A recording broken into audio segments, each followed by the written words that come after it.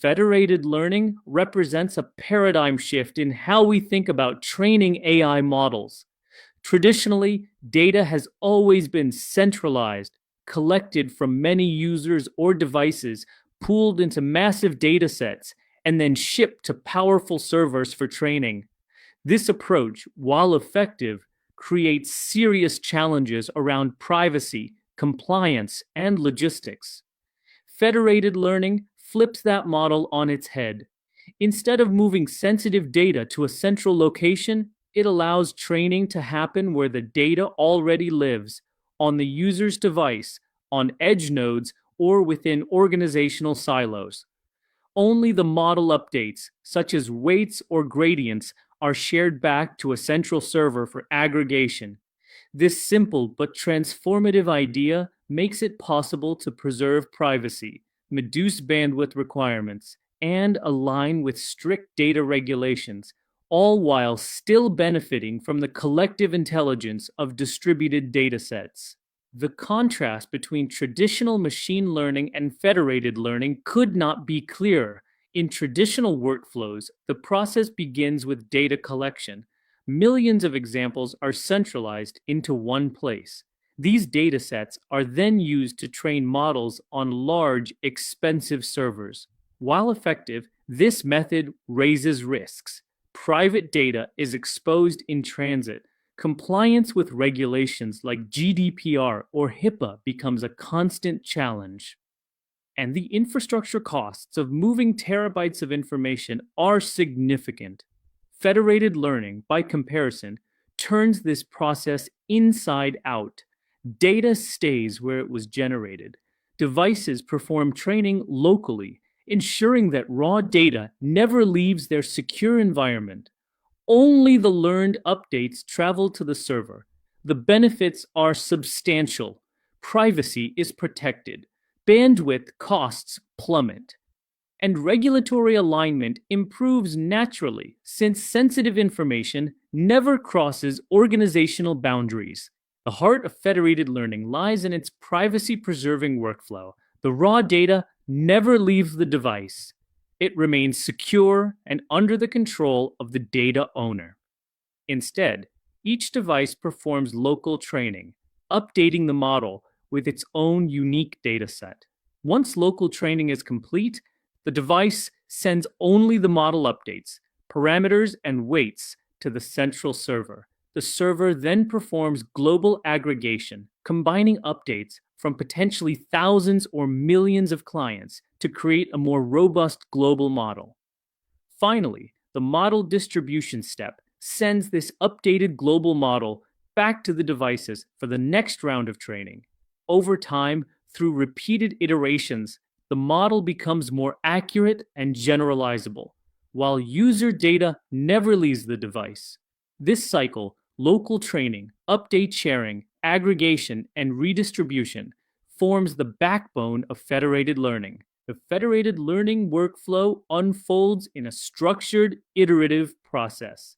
It begins when the central server initializes the model, either with random weights or using a pre-trained baseline. Next, the server distributes the model to a group of selected clients, such as smartphones, IoT sensors, or organizational silos. Each client then trains locally, running the model on its private dataset for several epochs. Instead of sending data back, the client only sends updates, capturing how the weights change during local training. The server then aggregates these updates, often using algorithms like federated averaging, to merge them into a single global model. This process repeats for multiple rounds, with the global model continuously refined until it converges. The result is a collaborative, privacy-preserving training cycle where intelligence is shared without ever exposing sensitive data. At the core of most federated learning systems lies the federated averaging algorithm, or FedAverage. The principle is straightforward yet powerful.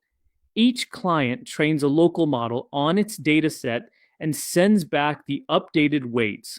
The server computes a weighted average of these updates. where clients with larger datasets have proportionally more influence on the final global model. Mathematically, this ensures that a hospital with thousands of patient records contributes more than a small clinic with only a few dozen, creating fair representation across the network. The result is a global model that reflects the diversity of data distributed across clients while preserving local privacy. FedAvage's simplicity and effectiveness have made it the most widely adopted algorithm in federated learning today. The advantages of federated learning are both technical and ethical. First, it provides privacy preservation. Since raw data never leaves the device, the risks of exposure are dramatically reduced. Second, it enables model personalization. After federated training, models can be fine-tuned on device, adapting to individual user behavior, language patterns, or local conditions. Third, it delivers network efficiency by transmitting only small parameter updates instead of massive datasets, a critical advantage for mobile and IoT deployments where bandwidth is limited. Finally, federated learning aligns naturally with regulatory compliance, supporting principles of data minimization and local control. Together, these benefits make federated learning a compelling choice for organizations navigating the twin demands of powerful AI and responsible data stewardship.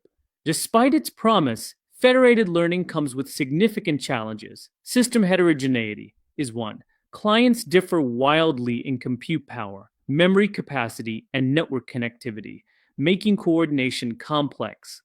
Statistical heterogeneity is another. Since data is non-IID across clients, models may converge slowly or develop biases that reflect uneven distributions. Communication costs remain a bottleneck, as frequent model updates must traverse constrained networks, introducing latency. Finally, security vulnerabilities such as model poisoning, backdoor attacks, or inference attacks threaten system integrity.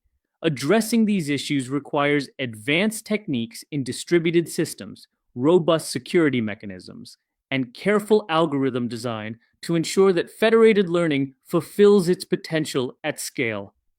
Real-world deployments of federated learning highlight its transformative power. Google's Gboard trains next word prediction models across millions of smartphones without ever collecting users' typing data.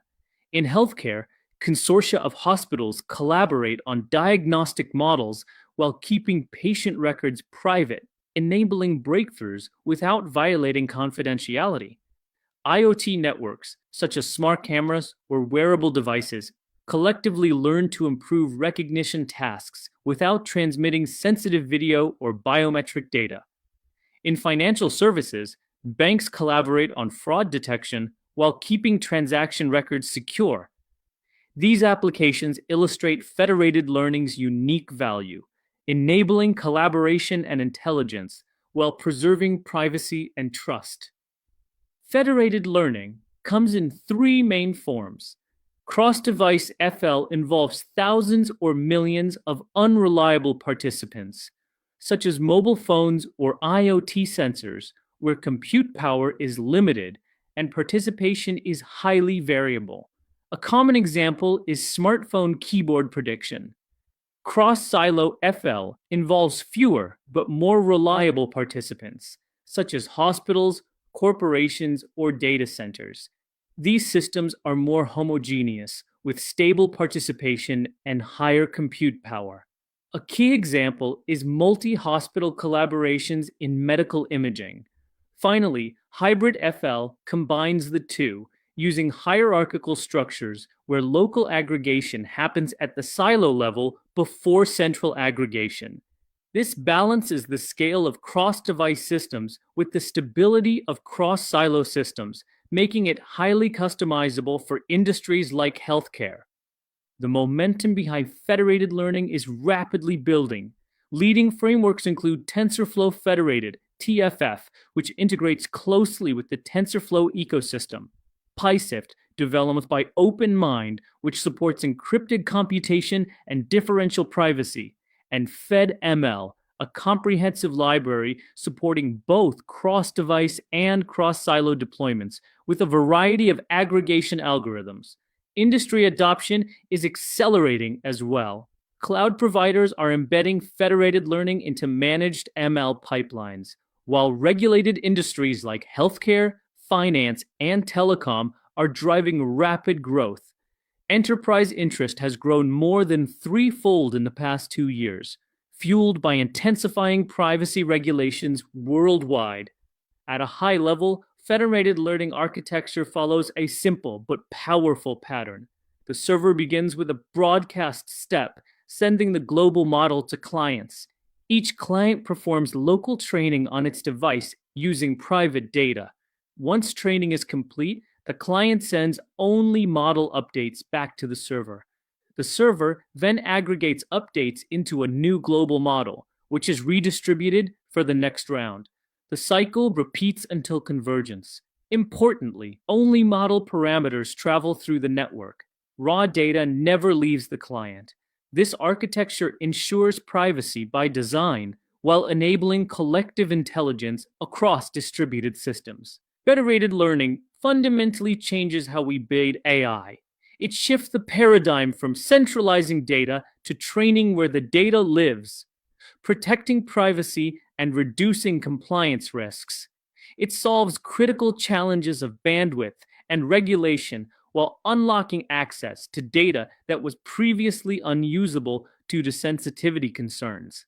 Yet it also introduces new challenges: heterogeneous systems, non-IID data, communication costs, and security threats that must be solved for federated learning to succeed at scale.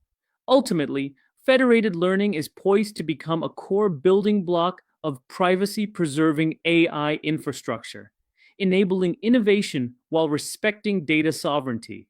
The next step for organizations is clear: evaluate use cases, select the right framework, and begin with small-scale pilots to test feasibility before moving toward full deployment.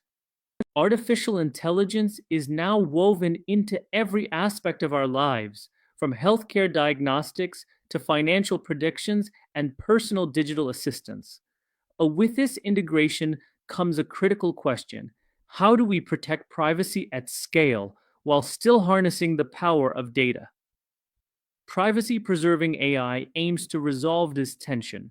It is about designing systems where sensitive information is protected by default, without diminishing the utility of data or the performance of models. Achieving this balance requires not just algorithms, but also infrastructure, governance, and cultural trust. At enterprise scale, privacy-preserving AI is not optional. It is a necessity for user adoption, regulatory compliance, and long-term sustainability of AI innovation. The reason privacy matters in AI is rooted in the type of data these systems rely on. In healthcare, records contain the most intimate personal information about diagnoses, genetic traits, and treatments. Financial systems handle transaction histories, credit scores, and account activity that reveal economic behaviors.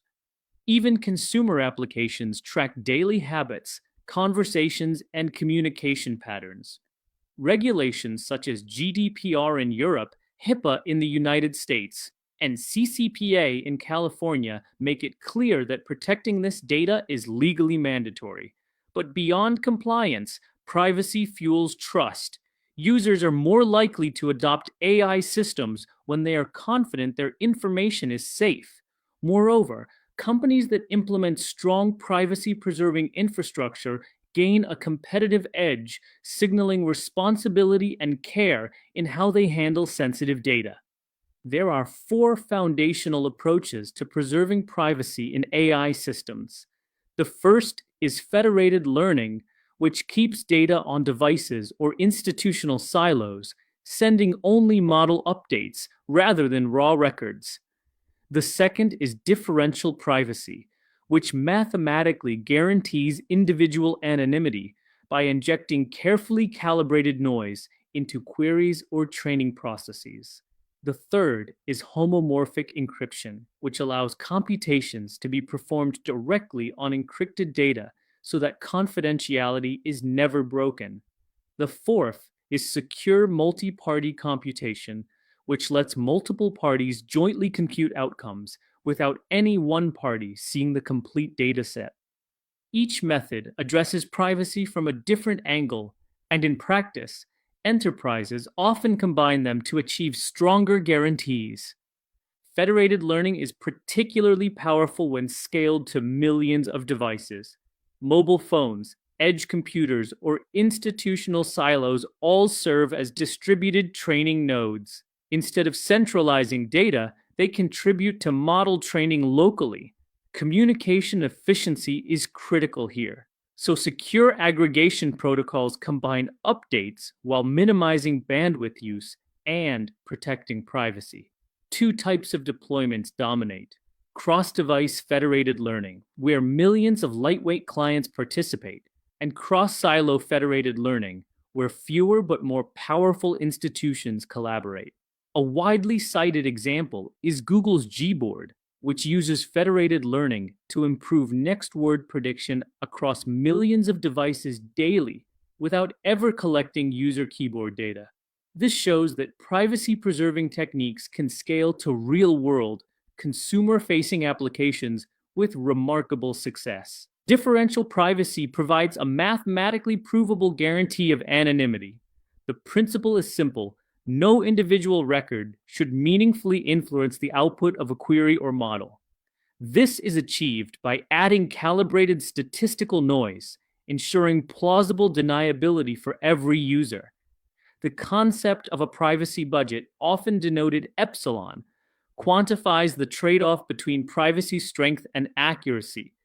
A lower epsilon means stronger privacy but less precision. Applications already exist at scale. The US Census 2020 used differential privacy to protect billions of individual responses while maintaining statistical validity.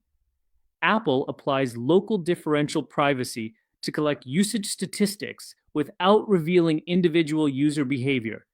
These examples prove that differential privacy can be deployed in practice, not just theory.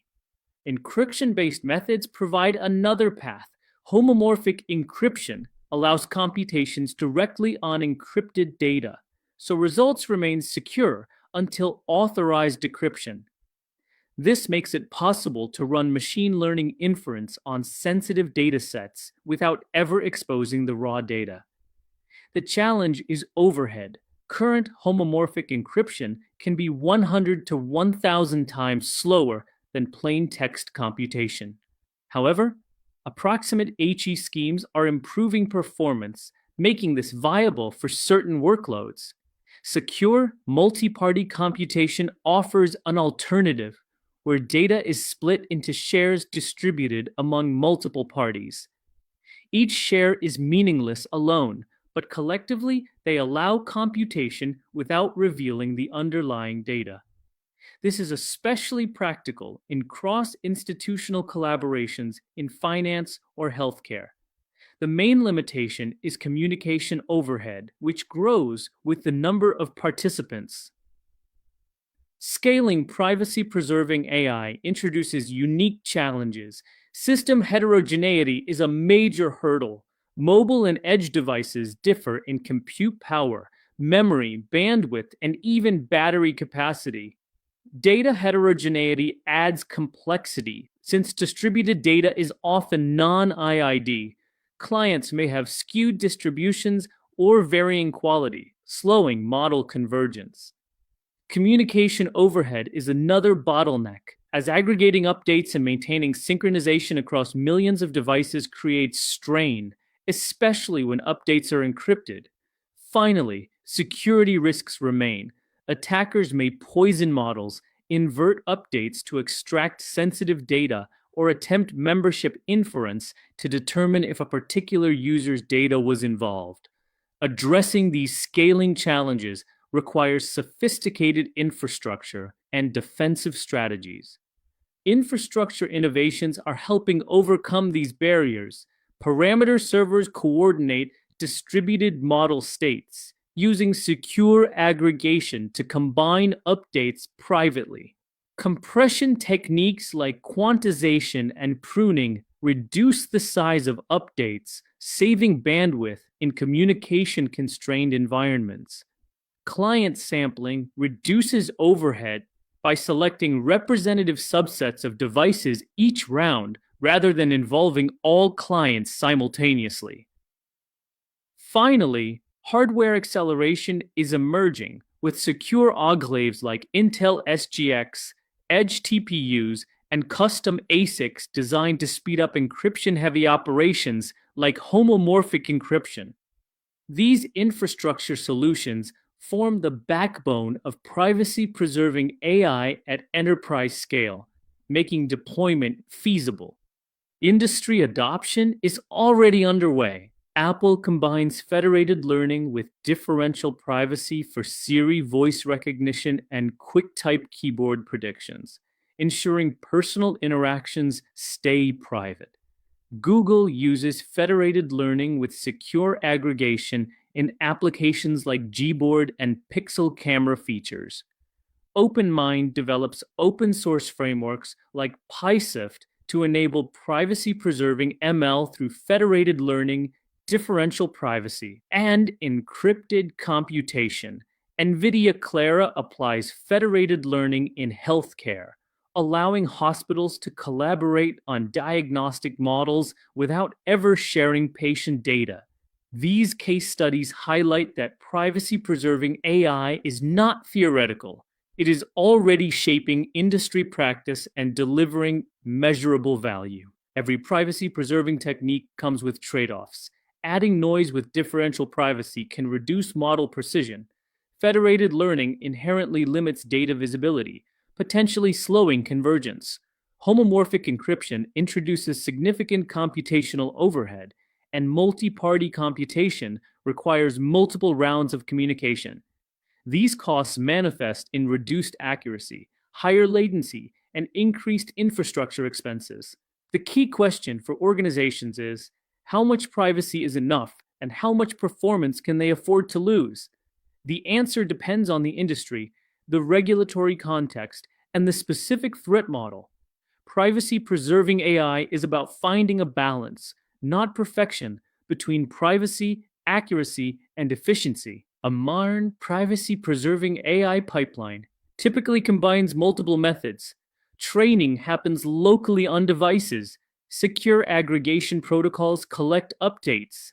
Differential privacy adds noise to guard against leakage. These updates are combined into a global model, which is redistributed for the next training round. The insight here is that no single technique is sufficient. Effective privacy at scale comes from layering multiple complementary approaches: federated learning for decentralization, differential privacy for anonymity, encryption for confidentiality, and MPC for collaboration. Together, they form a defense-in-depth strategy that can scale across millions of participants. The future of privacy-preserving AI will be shaped by innovations across hardware, protocols, and hybrid systems. Hardware innovations include secure enclaves like Intel SGX and ARM Trust Zone, creating isolated environments for sensitive computations, and custom accelerators, reducing homomorphic encryption overhead by 10 to 100 times. Protocol advances are expected in approximate HE schemes tailored for machine learning, and adaptive differential privacy that calibrates noise dynamically based on risk. Hybrid systems will combine multiple approaches, such as federated learning integrated with blockchain for auditability, or enclaves combined with MPC for higher performance. These directions show that privacy-preserving AI is not static, but rapidly evolving into a mature discipline. Privacy-preserving AI is not optional, it is foundational. Effective systems rely on combining multiple approaches, like federated learning, differential privacy, and encryption-based methods. Production deployments already exist today at Google, Apple, and in healthcare with NVIDIA Clara. All successful implementations involve balancing privacy with accuracy and efficiency. This balance is especially crucial in regulated industries like healthcare and finance, as well as consumer-facing applications where user trust is paramount. For organizations, the next steps are clear. Assess specific privacy requirements and threat models, identify appropriate techniques, and build modular infrastructure capable of evolving with technology. Privacy-preserving AI will be one of the cornerstones of global AI adoption in the years ahead. Federated learning has emerged as one of the most promising approaches for privacy-preserving artificial intelligence, and TensorFlow Federated, or TFF, is Google's open-source framework designed to make this concept practical. TFF allows researchers, developers, and educators to simulate and deploy federated learning systems at scale, all while building on the TensorFlow ecosystem. Instead of relying solely on centralized datasets, TFF enables machine learning to occur across distributed devices or silos, ensuring sensitive information stays where it is generated. This framework provides the scaffolding to experiment with algorithms, run simulations, and prepare for real-world federated deployments. At its core, TFF is not just about privacy. It's about scalability, extensibility, and building the next generation of machine learning infrastructure. TensorFlow Federated is a Python framework built specifically for federated computation. It offers the ability to simulate training across multiple clients, something critical for testing distributed learning strategies without needing thousands of real devices. It works seamlessly with TensorFlow models and datasets, ensuring developers can repurpose their existing workflows. Importantly, TFF provides two core APIs. The high-level API, TFF.Learning, makes it easy to wrap Keras models for federated training, lowering the barrier to entry. Meanwhile, the low-level API, TFF.Federated Computation, offers granular control for building custom aggregation functions, optimizers, or privacy-preserving mechanisms. This dual approach allows TFF to serve both practitioners who want simplicity and researchers who need flexibility. There are several reasons why TensorFlow Federated stands out. First, it enables research simulation, allowing teams to validate federated learning approaches before deploying in production. This is invaluable for identifying issues early in a controlled environment. Second, it includes ready-to-use algorithms like FedAvig and FedProx, giving practitioners tested implementations of popular methods. Third, its integration with TensorFlow makes it natural to work with existing Keras models, datasets, and ML pipelines. Finally, it supports privacy-preserving experimentation, enabling the testing of differential privacy techniques and secure aggregation strategies. These capabilities make TFF a versatile toolkit for both research and applied projects. The federated learning workflow in TFF mirrors the conceptual steps of FL itself. It begins with defining a global model, often a TensorFlow or Keras model intended to be shared across all clients. Next, this model is wrapped with TFF using TFF.Learning.From-Keras model, which adapts it for federated training. The third step involves building a federated algorithm, typically using TFF.Learning algorithms.build weighted fed average, which governs how local updates are aggregated. The training then unfolds in a federated training loop, where multiple clients simulate local training and share their updates. Finally, the model undergoes evaluation, assessing convergence, accuracy, and generalization across the federation. This cycle reflects the iterative, collaborative nature of federated learning. A simple example demonstrates how approachable TFF is. We can start with a Keras model, or for instance, a small neural network for digit classification with a dense hidden layer and a softmax output. Once created, this model is wrapped into TFF with TFF.Learning.From-Keras model, defining the input specification, loss function, and evaluation metrics. The model now becomes federated ready. This illustrates how TFF bridges traditional machine learning and federated training with minimal friction. Even a standard classification model can quickly be adapted for FL, making it accessible for those new to the field. Federated averaging, or FedAv, is the backbone of many FL systems, and TFF provides a straightforward way to implement it. With tff.learning.algorithms.build-weighted FedAv, we can build a trainer that coordinates learning across clients. The workflow begins with initializing the state, which holds the model and optimizer configurations. Then, in a training loop, local updates are simulated across clients and aggregated back into the global model.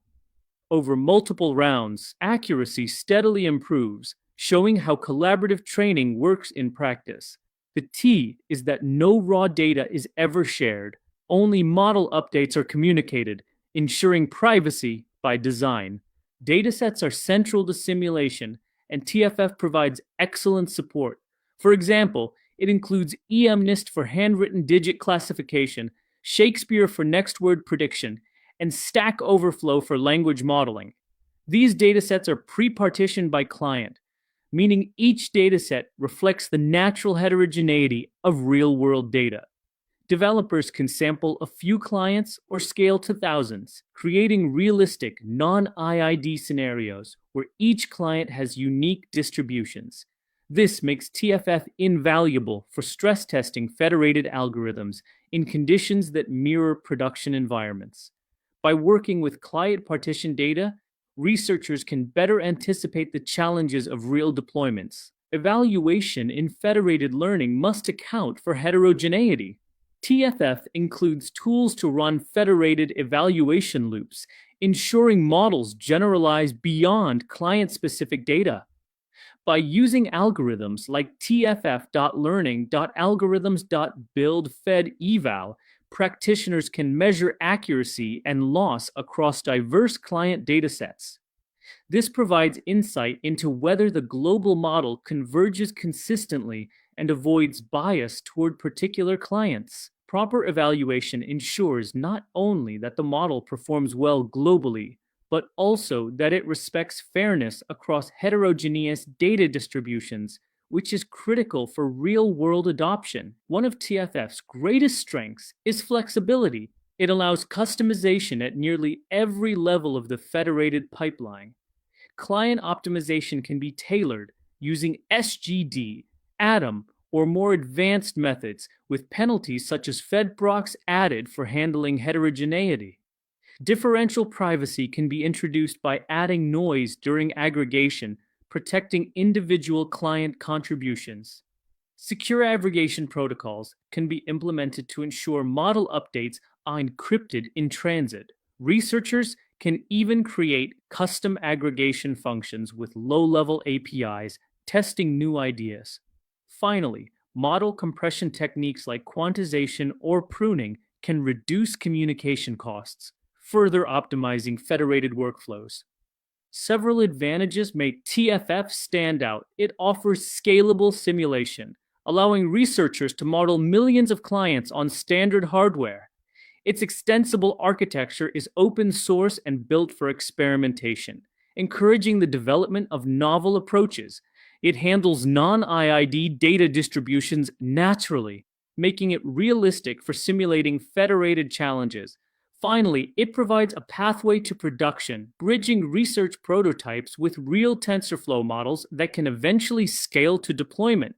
These advantages make TFF one of the most comprehensive frameworks available for federated learning research. TFF, however, is not without limitations.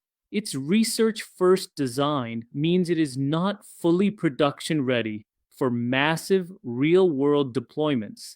The framework is primarily designed for simulation rather than direct large-scale deployment.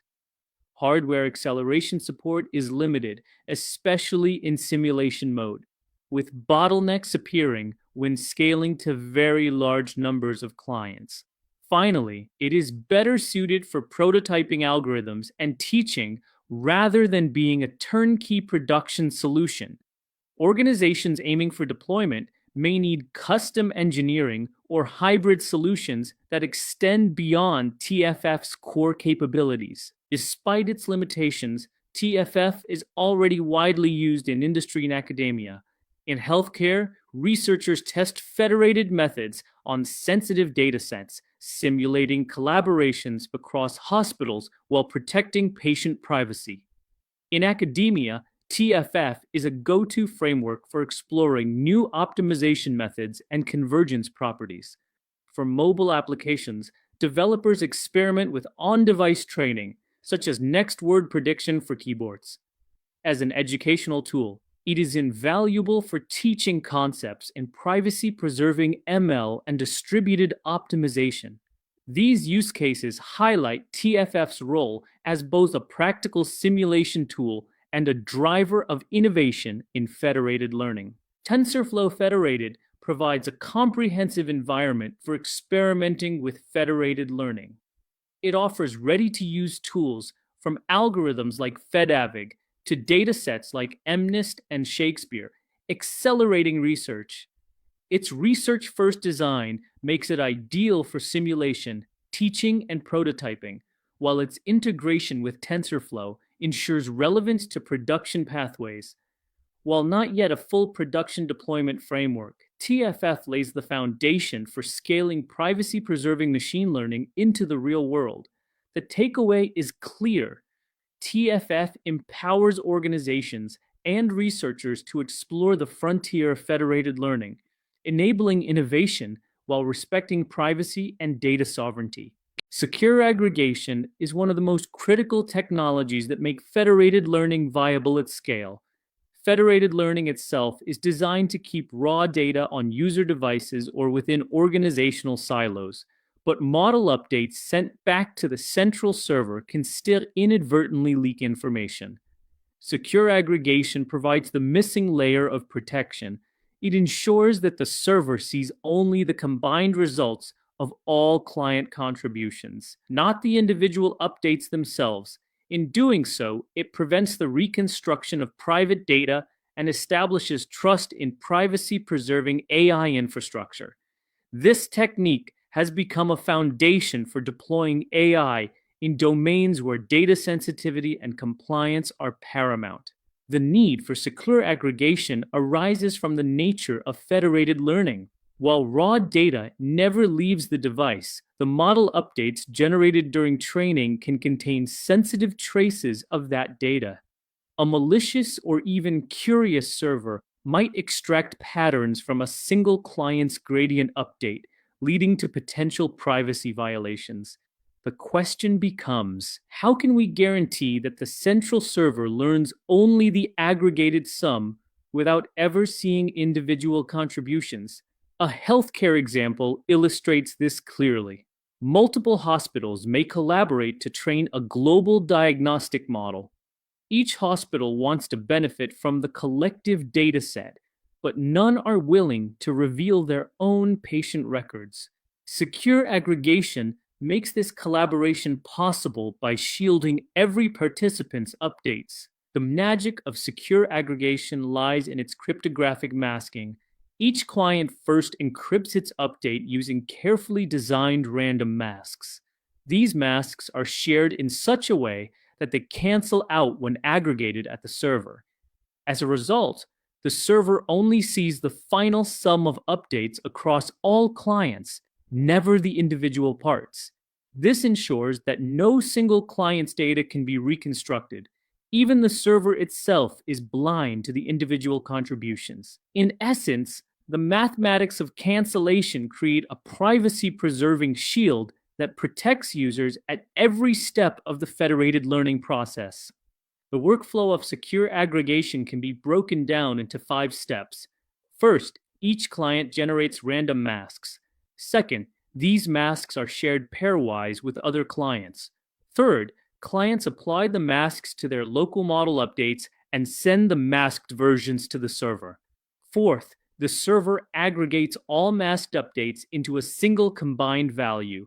Finally, the shared masks cancel out, leaving only the true global update. This step-by-step process ensures privacy without compromising the correctness of the final model update. The brilliance of the design lies in its simplicity. The privacy burden is distributed across clients, while the server receives only what it needs, the sum. It helps to picture secure aggregation as a three-part system.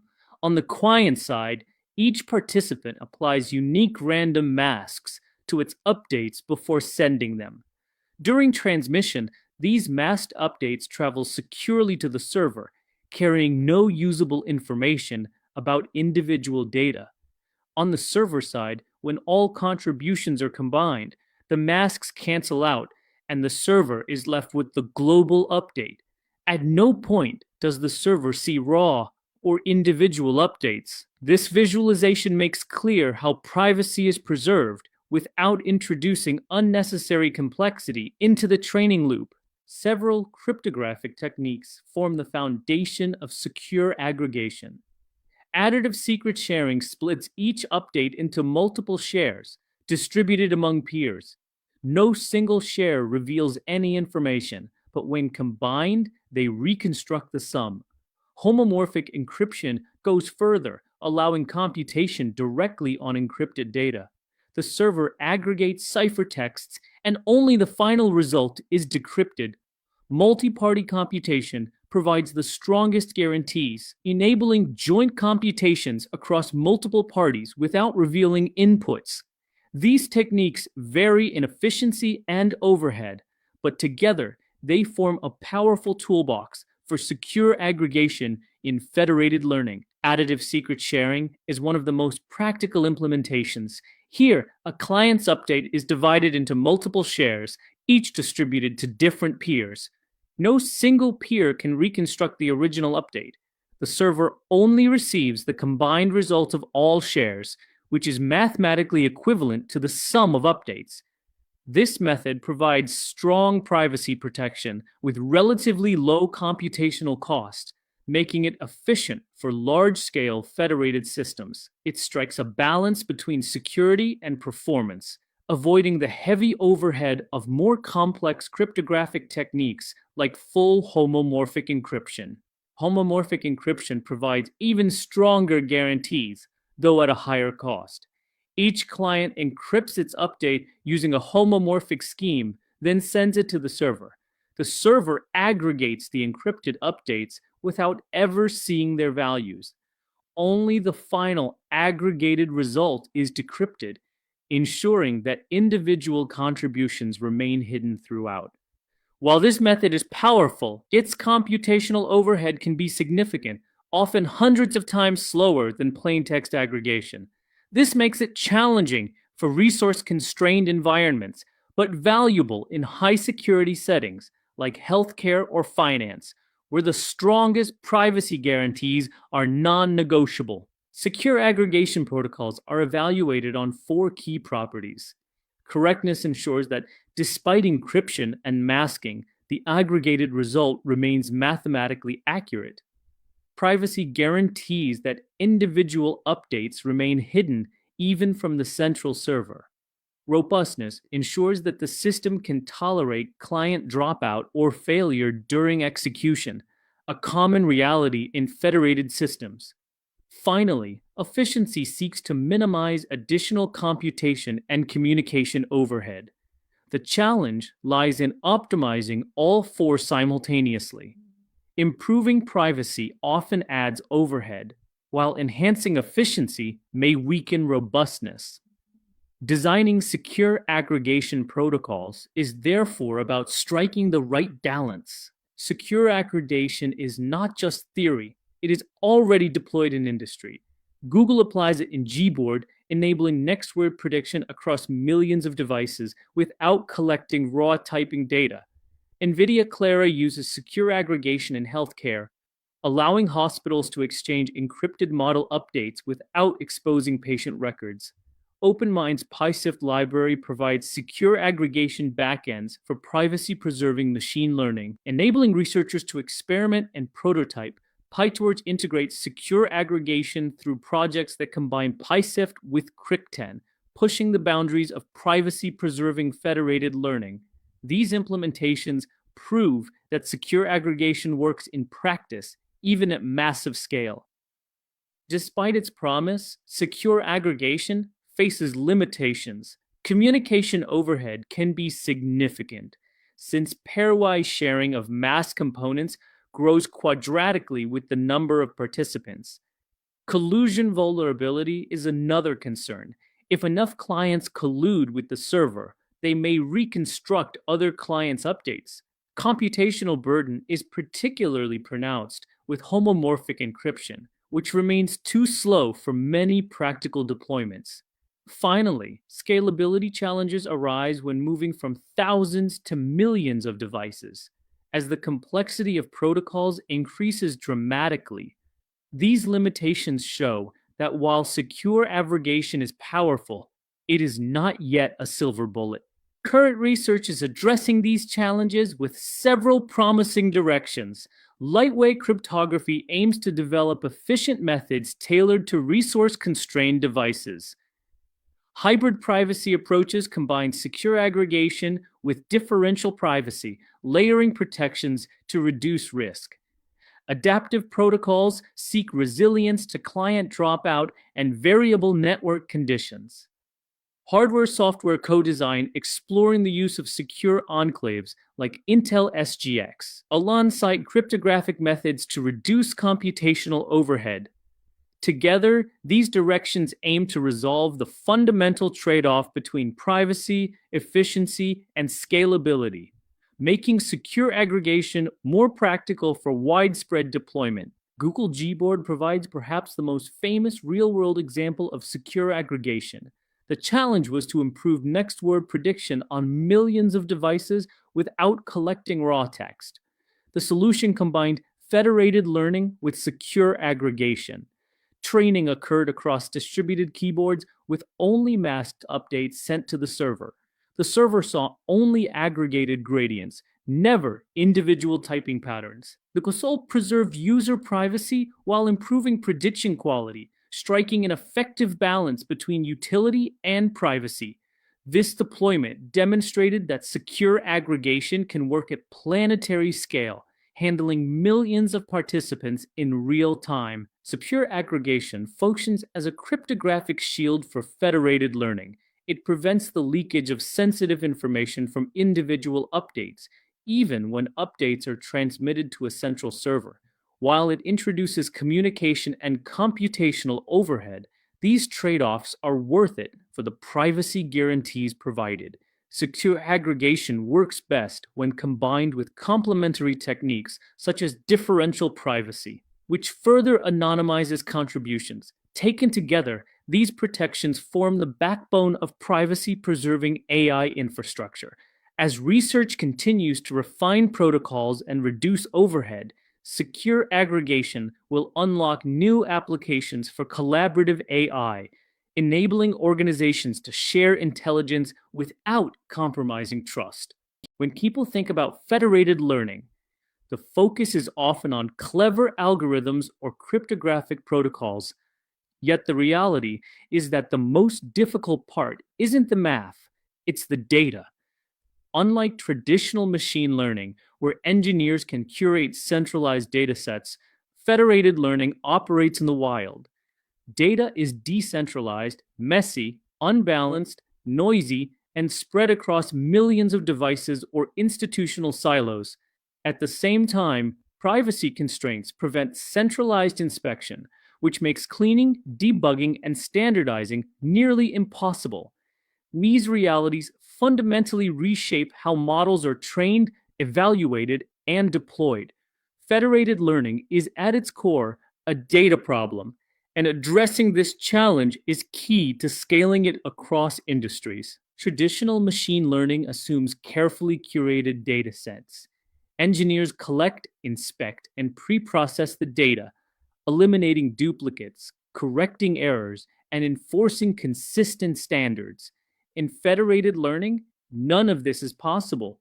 Data remains on diverse clients, Smartphones with different usage patterns, IoT sensors exposed to different conditions, or institutions like banks and hospitals with siloed systems. Each device or organization reflects unique demographics, behaviors, and contexts.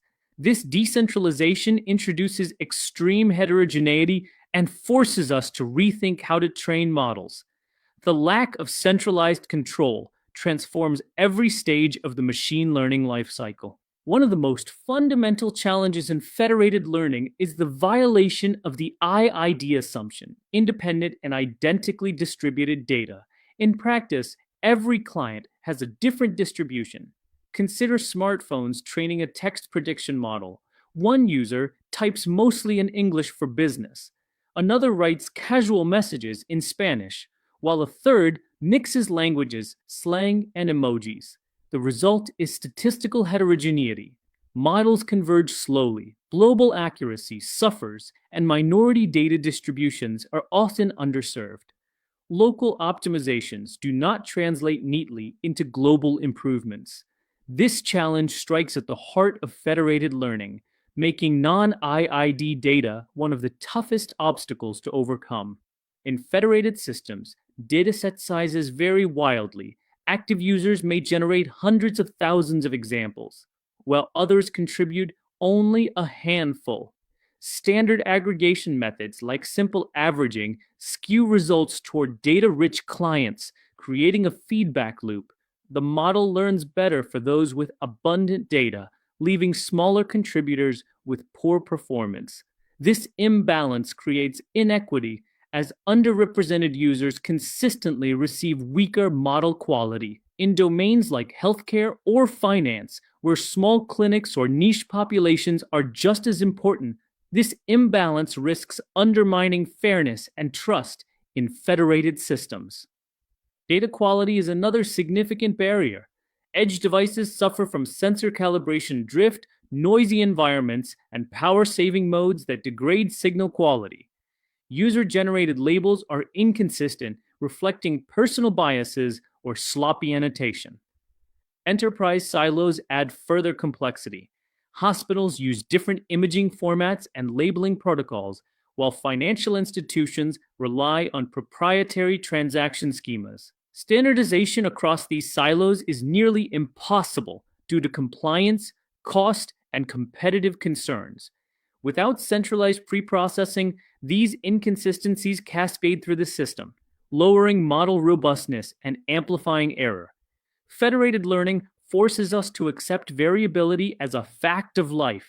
Real-world participation is unpredictable. Devices go offline, users drop out, batteries die, or enterprise nodes enter maintenance. In any given round of training, only a fraction of clients may be available, and those available may not represent the full distribution. Sampling strategies attempt to mitigate this by training on subsets of clients, but participation bias can creep in. If the same subset dominates training, the model becomes skewed. Federated systems must tolerate sporadic contributions, partial updates, and biased availability patterns while still converging to a useful global model. The irony of federated learning is that privacy, the very reason it exists, makes data challenges harder. Because raw data cannot leave the device or silo, engineers cannot inspect it. They cannot debug mislabeled examples, enforce schema consistency, or visualize global distributions. Outliers go undetected, biases persist, and transformations cannot be centrally applied. Instead, models must be designed to be robust to unexpected inputs and inconsistencies. Privacy limits the very tools data scientists have traditionally relied on, forcing a paradigm shift in how systems are built and maintained. These data challenges ripple into infrastructure. Standard averaging algorithms fail under heterogeneous clients, leading to the development of adaptive methods like FedProx, which adds a proximal term to limit local drift, FedNova, which normalizes updates by local steps, and Scaffold, which controls variance. Communication requirements also increase, as heterogeneous data often produces large divergent updates making compression through quantization, sparsification, or distillation essential. Federated data is also non-stationary. User behaviors shift, seasonal effects emerge, and new categories appear. Systems must detect and adapt to drift in real time. False tolerance is non-negotiable, as infrastructure must handle intermittent clients, noisy updates, and even adversarial contributions. Federated learning is as much about system design as it is about algorithms. Concrete examples illustrate these problems vividly. Google's Gboard keyboard faces extreme non-IID data, with users typing in countless languages, dialects, slang, and emoji styles. Building one global model that works for both teenagers and business professionals is a massive challenge. In healthcare consortia, hospitals differ in imaging equipment, patient demographics, and labeling protocols, making it hard to build unified diagnostic models. In industrial IoT networks, sensors vary in calibration, age, and environmental exposure, producing noisy, inconsistent signals. Each of these scenarios highlights how federated learning must contend with diversity, imbalance, and unpredictability that centralized ML rarely faces. Researchers and practitioners have proposed several strategies to tackle these hurdles. Personalized federated learning builds models with shared base layers and personalized heads, allowing global knowledge transfer while adapting to local distributions. Clustered aggregation groups clients with similar data, training separate models for different clusters using embeddings or k-means clustering. Data augmentation strategies generate synthetic data locally or share differentially private augmentations to balance distributions. Finally, robust aggregation methods filter out malicious or low-quality updates using median-based aggregation, trimmed means, or Byzantine robust protocols. These approaches aim to make federated learning fairer, more resilient, and more accurate. Looking forward, several research avenues hold promise. Synthetic data generation using generative models could create privacy-preserving datasets to fill gaps and balance distributions. Hybrid learning paradigms may combine small, centralized datasets with large federated corpora, or leverage self-supervised pre-training before federated fine-tuning. Adversarial robustness techniques are needed to detect poisoned or malicious clients through reputation systems, similarity analysis, or multitask learning. Dynamic client selection is another frontier, using importance sampling, active learning, or network-aware scheduling to optimize who participates in training. The most exciting direction may be self-supervised pre-training on federated data to learn robust representations before downstream tasks. These directions highlight the innovation needed to make federated learning more reliable. The challenges of federated learning are not primarily algorithmic. They are data-driven. Non-IID distributions break fundamental assumptions. Imbalances bias models toward data-rich clients. Variability undermines robustness, and privacy prevents centralized solutions. Participation is inconsistent, and data quality is often uneven. These problems make federated learning unlike traditional machine learning, demanding new infrastructure, new aggregation methods, and new approaches to model robustness. Solving data heterogeneity is the key to scaling federated learning across industries like healthcare, finance, and IoT. Without addressing these bottlenecks, federated learning will remain limited in scope. With solutions, it has the potential to transform AI into a privacy-preserving, globally scalable paradigm. If we consider federated healthcare AI, the challenges are especially stark.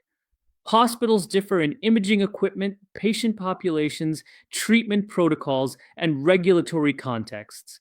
Legacy systems create further incompatibilities. How should we respond? Possible strategies include deploying standardization modules at each site, designing hospital-specific adaptation layers, or using augmentation strategies to simulate missing distributions. Another option is clustering hospitals by equipment or demographics to build subgroup-specific models. Ultimately, the right approach depends on the balance between global generalization and local personalization. Healthcare illustrates the central lesson. Federated learning is only as strong as its ability to manage messy, heterogeneous, and private data. Federated learning has made it possible to train models across distributed devices while preserving privacy. But the real challenge comes after training: deployment at the edge. Edge deployment refers to taking the collaboratively trained global model and placing it directly on devices like smartphones, IoT sensors, wearables, and autonomous systems. This transition bridges the gap between research and real-world application. Deploying to the edge is about more than simply copying a model. It requires optimization for resource constraints, ensuring real-time performance, and embedding strong privacy protections. By closing the loop from training to deployment, edge federated learning creates practical, scalable AI ecosystems that operate directly where data is generated. The motivation for deploying federated models to edge devices is multifaceted. First, it delivers low latency, since inference happens directly on the device without round trips to the cloud. This makes real-time applications like predictive text or autonomous driving possible. Second, it supports offline operation, enabling functionality even without stable internet connectivity. Third, it provides enhanced privacy, as raw data never leaves the device, aligning with GDPR, HIPAA, and similar regulations. Fourth, it brings cost reduction because fewer resources are spent on bandwidth and centralized cloud computation. Together, these benefits explain why edge deployment is essential for taking federated learning from theory into impactful practice. The edge deployment workflow follows a clear iterative cycle. It begins with training the global model through federated learning across distributed clients. Once trained, the model undergoes optimization and compression using techniques like quantization-aware training, pruning, or knowledge distillation to make it lightweight. The optimized model is then deployed to edge devices, where it performs local processing such as inference and on-device updates. These local updates are sent back using secure aggregation, enabling the global model to evolve continuously. This loop, train, optimize, deploy, update, and iterate, ensures that models improve over time while staying efficient and privacy-preserving. Deploying federated models at the edge comes with significant obstacles. Resource limitations are perhaps the most obvious. Devices often have less than 100 megabytes of memory, limited battery life, and restricted compute capability. Connectivity issues also complicate things. As devices face intermittent access, variable bandwidth, and high latency, device heterogeneity adds another layer of difficulty, since CPUs, NPUs, GPUs, and microcontrollers vary widely across hardware platforms. Finally, there are security vulnerabilities, from adversarial updates to risks of model theft and compromised devices. Any edge deployment must carefully address these challenges to deliver reliable and secure AI performance. Optimizing models for the edge is crucial for making them deployable.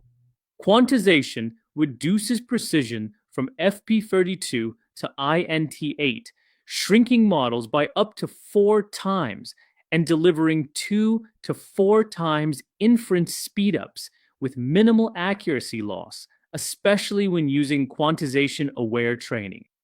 Pruning eliminates redundant weights and neurons, creating structured sparsity that hardware accelerators can exploit. often achieving 50 to 90% parameter reductions. Knowledge distillation trains smaller student models to mimic larger teacher models, preserving performance in a compact form, often in combination with quantization. Finally, compilers like CoreML, TensorRT, and TensorFlow Lite provide hardware-specific optimizations, ensuring that compressed models run efficiently on target devices. Several frameworks streamline edge deployment. TensorFlow Lite is optimized for Android and IoT, supporting quantization, hardware acceleration, and efficient model conversion. PyTorch Mobile enables seamless deployment of PyTorch models through TorchScript, bridging research and mobile inference. CoreML powers iOS Edge AI, tapping into the Apple Neural Engine for hardware acceleration. Onyx Runtime provides cross-platform compatibility, allowing models trained in one framework to run across many hardware backends. These tools lower the barrier to production, ensuring models are not just theoretically deployable, but actually optimized for billions of real-world devices. Deploying with TensorFlow Lite illustrates how accessible edge deployment has become. Starting with a Keras model, developers can convert it to .tf-lite format with just a few lines of code. Using default optimizations, the converter applies automatic quantization, reducing model size by up to 4 times. The resulting .tf-lite model runs efficiently on CPUs and NPUs, benefiting from hardware acceleration where available. Integration with Android Studio makes it simple to embed these models directly into mobile apps. The process demonstrates how TensorFlow Lite translates federated learning models into production-ready, mobile-optimized assets. PyTorch Mobile provides another path. Using TorchScript, developers trace or scribble models into portable .pt files. These files can then be loaded into Android or iOS apps using the PyTorch Mobile runtime. The workflow involves tracing, applying optimizations like quantization or pruning, exporting, and then embedding the model into the app. On-device inference pipelines ensure that predictions run locally, maintaining privacy and reducing latency. TorchScript provides lightweight yet powerful mobile inference, making PyTorch-trained models deployable across diverse platforms. Edge deployment thrives on hardware acceleration. Modern smartphones come equipped with NPUs, such as Apple's Neural Engine, Qualcomm's Hexagon DSP, or Samsung's Exynos NPU, delivering 5 to 15 times speedups over CPU inference. TinyML devices bring machine learning to ultra-constrained environments, with ARM Cortex-M chips running optimized libraries in less than 1 megabyte of RAM. Edge GPUs, such as NVIDIA Jetson Nano or Xavier, deliver desktop-class inference in portable form factors. Hybrid models also exist, where computation is split between the device and cloud for optimal efficiency. Hardware acceleration transforms lightweight models into production-ready solutions for demanding real-time applications. Security is a non-negotiable requirement for edge federated deployments. Secure aggregation ensures that updates remain private while still contributing to global improvements. Differential privacy adds statistical noise to updates, preventing adversaries from reconstructing training data. Trusted execution environments like ARM Trust Zone or Intel SGX provide isolated secure areas for sensitive operations. Device attestation verifies device integrity and identity before accepting updates, reducing risks from compromised clients. While these measures add computational overhead, they are essential for building trustworthy production systems. Without robust security, federated edge deployment cannot succeed. The real-world impact of edge deployment is already evident. On smartphones, on-device ML powers predictive text, voice assistance, speech recognition, and image processing. In healthcare wearables, Edge ML supports heart rate anomaly detection, sleep analysis, and activity monitoring while protecting sensitive data. In autonomous vehicles, federated models enable low latency vision processing, sensor fusion, and decision making critical for safety. In retail IoT, smart cameras track inventory, prevent theft, and analyze customer behavior. These applications highlight how edge deployment transforms federated learning into tangible, user facing innovations. The edge deployment pipeline completes the federated learning cycle. It begins with global server training, where the initial model is created. The model is then compressed and optimized, making it suitable for edge devices. Next, it is deployed across edge hardware, where local inference and secure updates occur. These updates are aggregated centrally, and the process repeats. This circular workflow ensures models continuously improve, adapt to new data, and remain efficient, all while respecting privacy and minimizing bandwidth requirements. Edge deployment closes the loop, turning research into production reality. Edge deployment inevitably involves trade-offs. Model size versus accuracy defines one key tension. Smaller models run faster, but may lose predictive power. Security versus efficiency is another. Strong encryption and differential privacy protect users, but increase latency and drain battery life. Offline support versus update frequency presents a third. More autonomous operation enables offline use, but reduces opportunities for global model improvement. Finally, development complexity versus deployment flexibility arises when supporting diverse hardware ecosystems, which increases engineering overhead. Successful edge deployments depend on carefully balancing these trade-offs against specific application needs. Edge deployment is the critical step that translates federated learning from research into practical, large-scale impact. It ensures real-time, private, and efficient AI across billions of devices. Achieving this requires model optimization techniques like quantization, pruning, and distillation, along with tool chains such as TensorFlow Lite, PyTorch Mobile, Core ML, and OnNX runtime.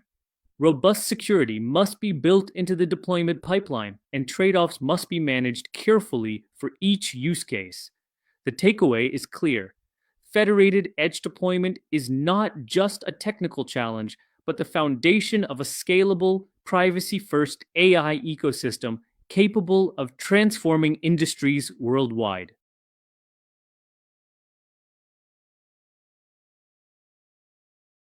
Privacy is no longer a secondary feature of artificial intelligence. It is the foundation of trust and adoption. AI systems rely on massive data sets, and these data sets inevitably contain sensitive personal, organizational, or behavioral information. Protecting that information is critical, not only for legal compliance, but also for building user trust and sustaining long-term AI adoption. Privacy-first infrastructure goes beyond meeting regulatory checkboxes. It becomes a strategic advantage.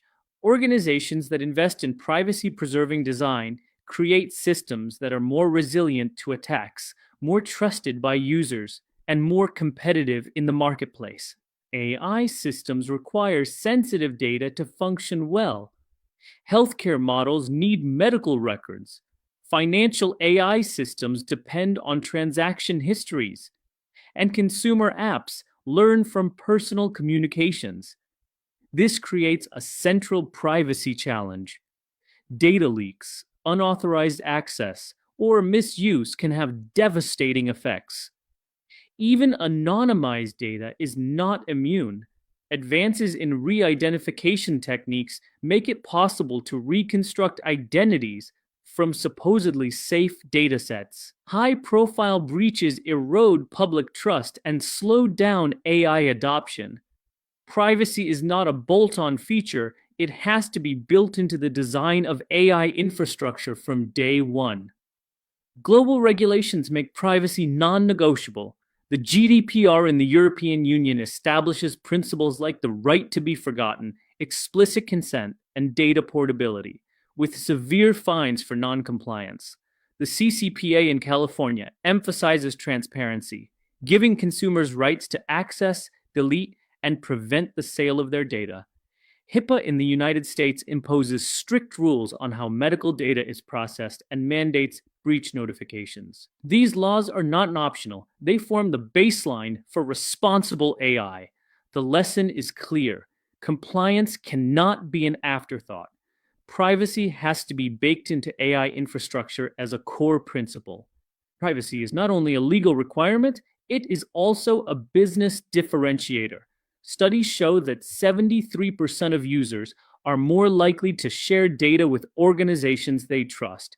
Companies with privacy-first policies gain a measurable competitive edge, with 62% reporting that such strategies improve their market positioning. Responsible AI systems see adoption rates 3.4 times faster than those without strong privacy protections. Moreover, 87% of consumers say they value brands that protect their data. In a competitive landscape, trust is currency. By embedding privacy, companies can accelerate adoption, strengthen brand value, and build lasting loyalty. The absence of strong privacy protections creates serious risks. Raw logs and storage often expose personally identifiable information, health records, or behavioral data. Model inversion attacks can reconstruct sensitive training data from outputs, a major risk for facial recognition or medical AI. Membership inference attacks allow adversaries to determine whether a specific individual's data was used in training, violating expectations of confidentiality. Poisoning attacks manipulate input data to create backdoors or bias outcomes. Each of these vulnerabilities exposes organizations to compliance failures, legal liability, and permanent reputational damage. Privacy is not optional, it is essential for resilience. Preserving privacy requires technical sacrifices, and these trade-offs must be managed carefully. Adding differential privacy introduces noise that reduces model accuracy. Homomorphic encryption provides confidentiality, but at the cost of significant latency and computational overhead. Privacy protocols consume extra CPU, memory, and bandwidth resources. These costs are real, but so are the risks of not protecting privacy. The key is balance.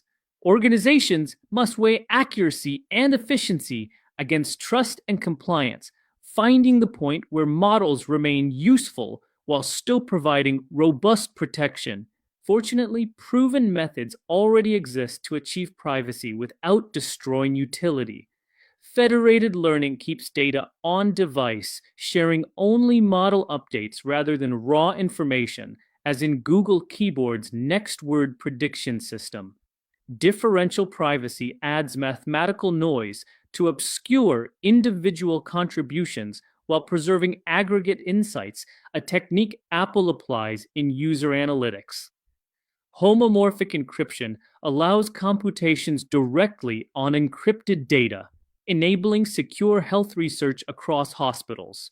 Secure multi-party computation lets organizations collaborate on shared models without exposing sensitive inputs, supporting fraud detection across banks. Together, these methods form a powerful privacy-preserving toolkit. Scaling privacy-preserving AI brings its own hurdles. Scale is a major challenge. Deploying protocols securely across millions of devices without performance collapse is non-trivial. Non-IID data creates statistical complications when client datasets differ widely in distribution. Efficiency is another barrier. Balancing resource use with privacy requirements in resource-constrained environments demands advanced engineering. Monitoring remains difficult, requiring real-time tracking of compliance, privacy budgets, and potential breaches. Building privacy into infrastructure means solving these complex challenges at the same time as meeting growing demands for AI performance. Several high-profile deployments prove privacy-preserving AI is practical. Google's Gboard uses federated learning, combined with secure aggregation, to improve predictive text while keeping user data private. Apple Siri integrates differential privacy directly on device for voice processing and keyboard suggestions. NVIDIA's Clara healthcare platform enables hospitals to collaborate on AI diagnostics without sharing patient records. The U.S. Census Bureau applied differential privacy to protect respondents in the 2020 population count. These examples illustrate that privacy-preserving AI is not just theory. It is already in production, protecting millions of users. The future of privacy-preserving AI will be shaped by four key directions. First, hardware-accelerated privacy will embed encryption support and secure enclaves directly into AI chips.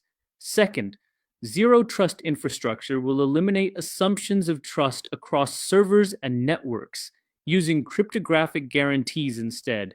Third, adaptive privacy budgets will dynamically allocate resources depending on data sensitivity and context. Fourth, privacy-first governance will embed privacy as a first-class principle in AI oversight frameworks. Together, these innovations point toward a future where privacy and performance are not trade-offs but co-evolving strengths. A robust architecture for privacy-preserving AI consists of three layers. At the data layer, protection starts with access controls, minimization policies, and secure storage. The privacy layer enforces methods such as federated learning, differential privacy, and encryption. Finally, the model layer provides guarantees of trust, verification, and secure inference. This layer design ensures privacy is embedded at every stage of the pipeline, not just at the edges. It reflects the principle that privacy must be systemic, woven into data, algorithms, and infrastructure alike. The lesson is unambiguous. Privacy is not optional in AI infrastructure. It is a multifaceted imperative, combining technical requirements, legal compliance, and trust building. Real risks like data leakage, model inversion, membership inference, and poisoning demand real protections. Fortunately, production-ready tools already exist, from federated learning to differential privacy and encryption.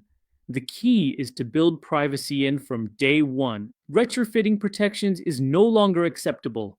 Privacy must be a core design principle from the outset.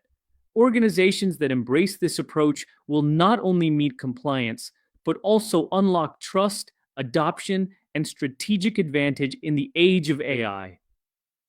Homomorphic encryption represents one of the most profound innovations in privacy-preserving AI. At its core, it allows us to perform computations directly on encrypted data, ensuring that sensitive information never needs to be revealed during processing. This is a radical departure from traditional encryption, where data must first be decrypted before it can be used, creating vulnerabilities in the process. Homomorphic encryption solves this problem by enabling mathematical operations on ciphertexts, with results that remain encrypted until they are safely decrypted by the key holder. This concept forms a foundational building block for secure AI systems, making it possible to process health records, financial transactions, and personal information while keeping them private at every step. The question is, why do we need this technology? Consider the types of data modern AI systems handle. Health records contain highly sensitive information about diagnoses and treatments. Financial transactions reveal personal habits and economic patterns. Even everyday personal communications contain information people would never want exposed. Traditional encryption protects data at rest and in transit, but when computations are required, the data must be decrypted, exposing it to potential breaches. Homomorphic encryption eliminates this weak link. It ensures that raw data is never visible, even to the cloud provider or the party running the machine learning model. This provides a powerful guarantee of confidentiality, addressing one of the biggest privacy challenges in AI today. The core mathematical insight of homomorphic encryption is that encryption preserves certain relationships between values. For example, if you encrypt x and y, you can compute enc(x) and enc(y) and obtain enc(x) plus y. Similarly, you can compute enc(x) times enc(y) and obtain enc(x) times y. These properties allow us to perform additions and multiplications on ciphertexts while keeping the data hidden. What emerges is a system where encrypted data can be manipulated just like plaintext, with results that remain fully secure. This idea enables machine learning pipelines to process encrypted inputs, generate encrypted outputs, and leave the sensitive content completely concealed throughout the process. Homomorphic encryption comes in several flavors, each with different trade-offs. Partially homomorphic encryption, PHE, supports either addition or multiplication, but not both. Classic examples include RSA for multiplication and Pale-Year for addition. Somewhat homomorphic encryption, SHE, allows both operations, but only for a limited number of times before noise accumulates and results become unusable. This makes SHE practical for bounded computations. The Holy Grail is fully homomorphic encryption, FHE, which supports unlimited additions and multiplications. Craig Gentry first proposed a practical FHE scheme in 2009, and since then, it has become a central focus of research. FHE allows arbitrary computations on encrypted data, opening the door to privacy-preserving inference across the most complex machine learning tasks. Fully homomorphic encryption is considered revolutionary because it allows arbitrary computations on encrypted data without ever revealing the inputs. Picture a hospital encrypting sensitive patient data and sending it to a cloud service. The cloud runs a machine learning model on this encrypted data, producing an encrypted diagnosis. Only the hospital, holding the private key, can decrypt the result. At no point does the cloud provider see patient records or intermediate results. This represents true privacy by design, making it possible to leverage powerful external compute resources without compromising confidentiality. The implications for healthcare, finance, and government applications are enormous. A simple example illustrates the elegance of this technology. Using the Pale-Year crypto system, you can generate a public and private key pair. Suppose you want to add two numbers, 5 and 7. First, you encrypt them with the public key, producing ciphertexts. Then you simply add the ciphertexts together without ever decrypting them. The result is another ciphertext, which, when decrypted with the private key, yields 12. The computation occurred entirely on encrypted values.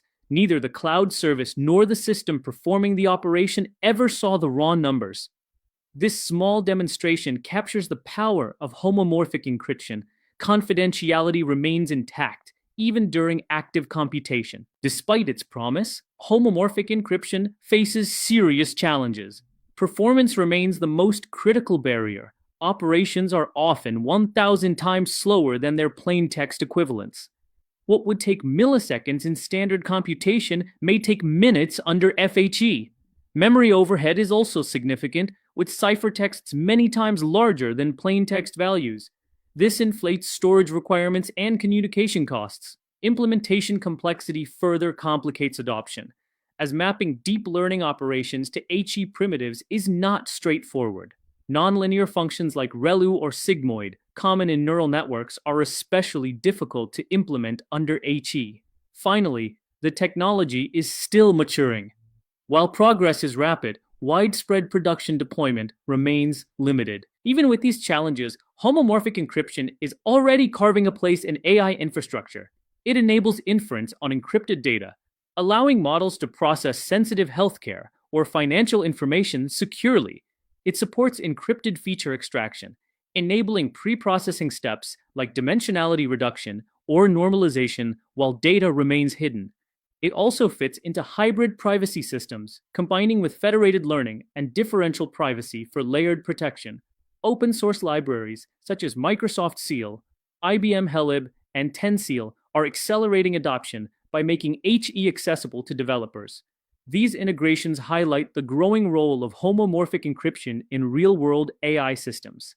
The applications of HE are expanding across industries. In healthcare, hospitals can collaborate on diagnostic models by sharing encrypted patient data, ensuring privacy while improving outcomes. In finance, cross-institutional fraud detection becomes possible without exposing sensitive transaction histories. In cloud AI, inference as a service allows clients to send encrypted queries to cloud providers, receive encrypted results, and decrypt them locally, ensuring the provider never sees the raw data. In government, applications range from privacy-preserving census analysis to secure defense systems. Each example underscores how HE makes privacy-preserving collaboration practical across sensitive domains. In production, homomorphic encryption systems follow a clear division of labor. On the client side, keys are generated, sensitive data is encrypted, and ciphertext is sent to the server. On the server side, the encrypted data is processed using machine learning models designed to work with ciphertexts. The server then returns encrypted results to the client, who decrypts them with the private key. Crucially, the server never sees raw data at any stage. This workflow allows clients to benefit from powerful cloud infrastructure without compromising confidentiality, striking a balance between scalability and privacy. The future of homomorphic encryption is promising, with research focusing on making it faster and more practical.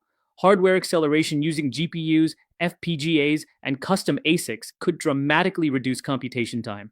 Hybrid privacy stacks that integrate federated learning, differential privacy, and homomorphic encryption will provide layered defense in depth.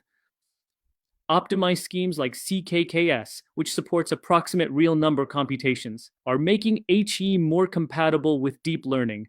The long-term goal is practical deep learning inference under FHE, making it possible to deploy complex neural networks securely at scale. These directions show a clear path from research to production-ready systems. Homomorphic encryption is emerging as one of the most powerful tools in the privacy-preserving AI toolkit. Its ability to compute directly on encrypted data removes one of the biggest vulnerabilities in traditional systems. It enables privacy-preserving inference across healthcare, finance, government, and cloud applications. Current limitations in performance, scalability, and complexity are real, but ongoing research and hardware innovation are steadily overcoming them. The trajectory is clear. As HE matures, it will become indispensable for organizations seeking to protect sensitive data while unlocking the full potential of artificial intelligence. Differential privacy is one of the most important advances in modern AI because it provides a way to protect individual data while still allowing models to learn useful patterns. At its heart, the method offers a mathematical guarantee. No single person's information can be reverse engineered or extracted from the outputs of a model. This is not just an engineering trick. It's a fundamental shift in how we think about privacy. Rather than relying on trust in organizations, differential privacy ensures that anonymity is preserved even if the system itself is queried or attacked. This makes it a foundational building block for privacy-preserving AI systems that need to balance utility and confidentiality at scale. The motivation behind differential privacy lies in the vulnerabilities of modern AI models. These systems, especially deep neural networks, are extremely powerful, but prone to memorizing data. If sensitive examples like personal names, medical records, or private communications end up in the training set, attackers can sometimes extract them. Techniques like membership inference or model inversion attacks can reveal whether a person's record was part of training or even reconstruct aspects of the original data.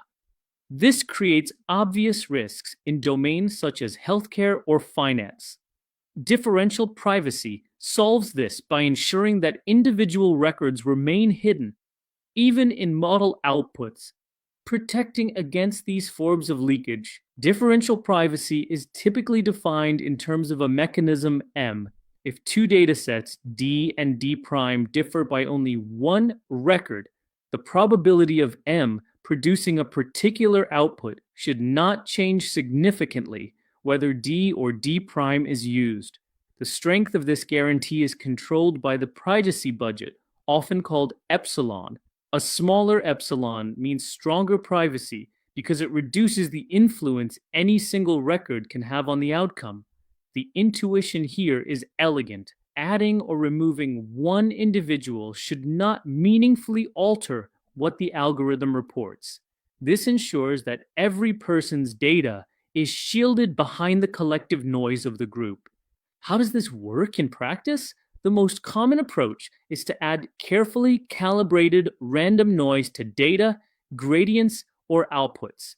This noise masks the contribution of any single record, making individuals indistinguishable, while preserving aggregate trends. Imagine querying a database for average income. Differential privacy would add slight randomness to the result, hiding individual entries, but keeping the overall statistic meaningful. In machine learning, noise can be added during training to gradients, ensuring that no single example has disproportionate influence. The central challenge is balancing the trade-off. More noise strengthens privacy, but reduces accuracy, while less noise preserves utility, but weakens protection. Several techniques extend differential privacy into AI workflows. The first is DPSGD, or differentially private stochastic gradient descent. Here, gradients are clipped to limit their maximum size, ensuring outliers don't reveal too much.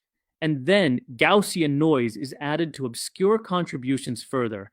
This has become the most widely used method in deep learning. Another approach is DP query answering, where noise is applied to database queries, enabling statistical agencies like the US Census to release insights without exposing respondents. Finally, DP'd in federated learning introduces noise at the local device level before updates are aggregated, ensuring that sensitive user data never leaves their device in identifiable form. TensorFlow Privacy provides a practical toolkit for implementing DPSGD. Developers can wrap their optimizers with a privacy-preserving version such as DP-Keras SGD Optimizer. Key parameters include L2 norm clip, which sets the maximum gradient size, noise multiplier, which determines how much noise is injected, and num microbatches, which controls calibration. Training workflows remain familiar. Models are compiled, fitted, and evaluated as in standard TensorFlow, but the gradients now carry built-in protection. This means a model can be trained on sensitive data, such as medical images or financial transactions, while ensuring that no individual record can be reverse engineered. In the PyTorch ecosystem, Opicus provides equivalent functionality. Developers initialize a privacy engine, attach it to their model and optimizer, and it automatically enforces DPSGD during training.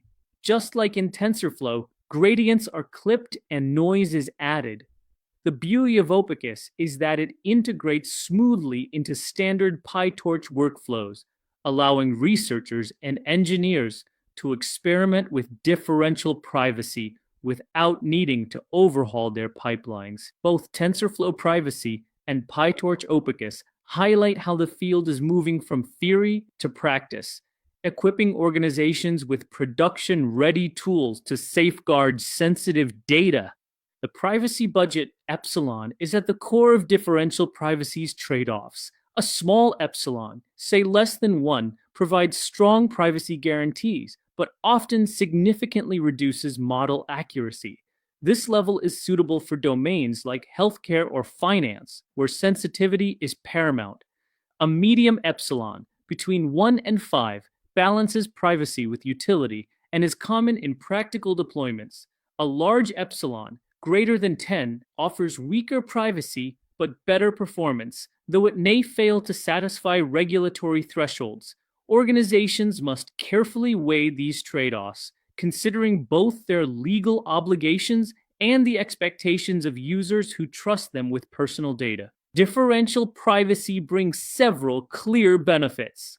First, it offers mathematical guarantees, formal proofs that individual contributions are protected. rather than relying on heuristics. Second, it provides a strong defense against inference attacks, preventing adversaries from extracting sensitive data through queries. Third, it is versatile, applicable to both federated and centralized AI architectures. Finally, it is industry proven with adoption by major players like Google, Apple, Microsoft, and the US Census Bureau. These benefits make differential privacy one of the most powerful tools in the AI privacy toolkit, trusted by both regulators and enterprises. Still, differential privacy is not without limitations. Adding noise inevitably reduces model accuracy, especially for smaller datasets where the signal-to-noise ratio is already weak. Computational overhead is another challenge, since per example gradient clipping and noise generation slow down training. Interpretability is also a barrier. While epsilon values are mathematically precise, they are difficult for non-experts to understand in practical terms. Moreover, differential privacy has a limited scope. It protects individual contributions but does not address all attacks, such as data poisoning or group-level vulnerabilities. These limitations highlight the need for complementary approaches like secure aggregation or homomorphic encryption. Differential privacy has already made its mark in industry. Google Chrome uses Rapport, a form of local differential privacy, to collect usage statistics without identifying users. Apple integrates differential privacy into iOS, applying it to keyboard predictions and emoji usage data. The US Census Bureau applied differential privacy to the 2020 census, protecting billions of individual responses while releasing meaningful aggregate insights. In healthcare, differential privacy is applied in federated learning setups, allowing hospitals to collaborate on models without compromising patient confidentiality. These applications show that differential privacy is not just a research idea. It is actively shaping real-world systems. To understand how this looks in practice, consider the flow of a private model. A raw dataset begins with individual contributions. Before gradients are updated, they are clipped to prevent outlier influence. Random noise is then injected, obscuring individual data points. The result is that global learning patterns remain intact while individual contributions are hidden. This process ensures models can still learn useful insights while guaranteeing that no one person's data can be extracted or traced back. This is the essence of differential privacy, protecting the individual without sacrificing the collective. The future of differential privacy is bright, with several promising research directions. Adaptive DP proposes varying privacy budgets across different parts of a model or dataset, applying stronger protections where sensitivity is highest. Privacy stacks will combine DP with federated learning, homomorphic encryption, and secure multi-party computation, creating layered defenses. Hardware acceleration is another frontier, where specialized chips can perform noisy gradient operations faster, reducing computational overhead. Finally, researchers are working on user-friendly metrics, offering more intuitive ways to communicate privacy levels beyond epsilon, making the concept accessible to non-technical stakeholders. Differential privacy is becoming a cornerstone of privacy-preserving AI infrastructure. By injecting calibrated randomness, it guarantees that individual contributions remain hidden while aggregate patterns are preserved. It defends against powerful attacks like membership inference and model inversion, and it has already been proven in real-world deployments. The central challenge remains the trade-off between privacy and accuracy, with the privacy budget acting as the dial.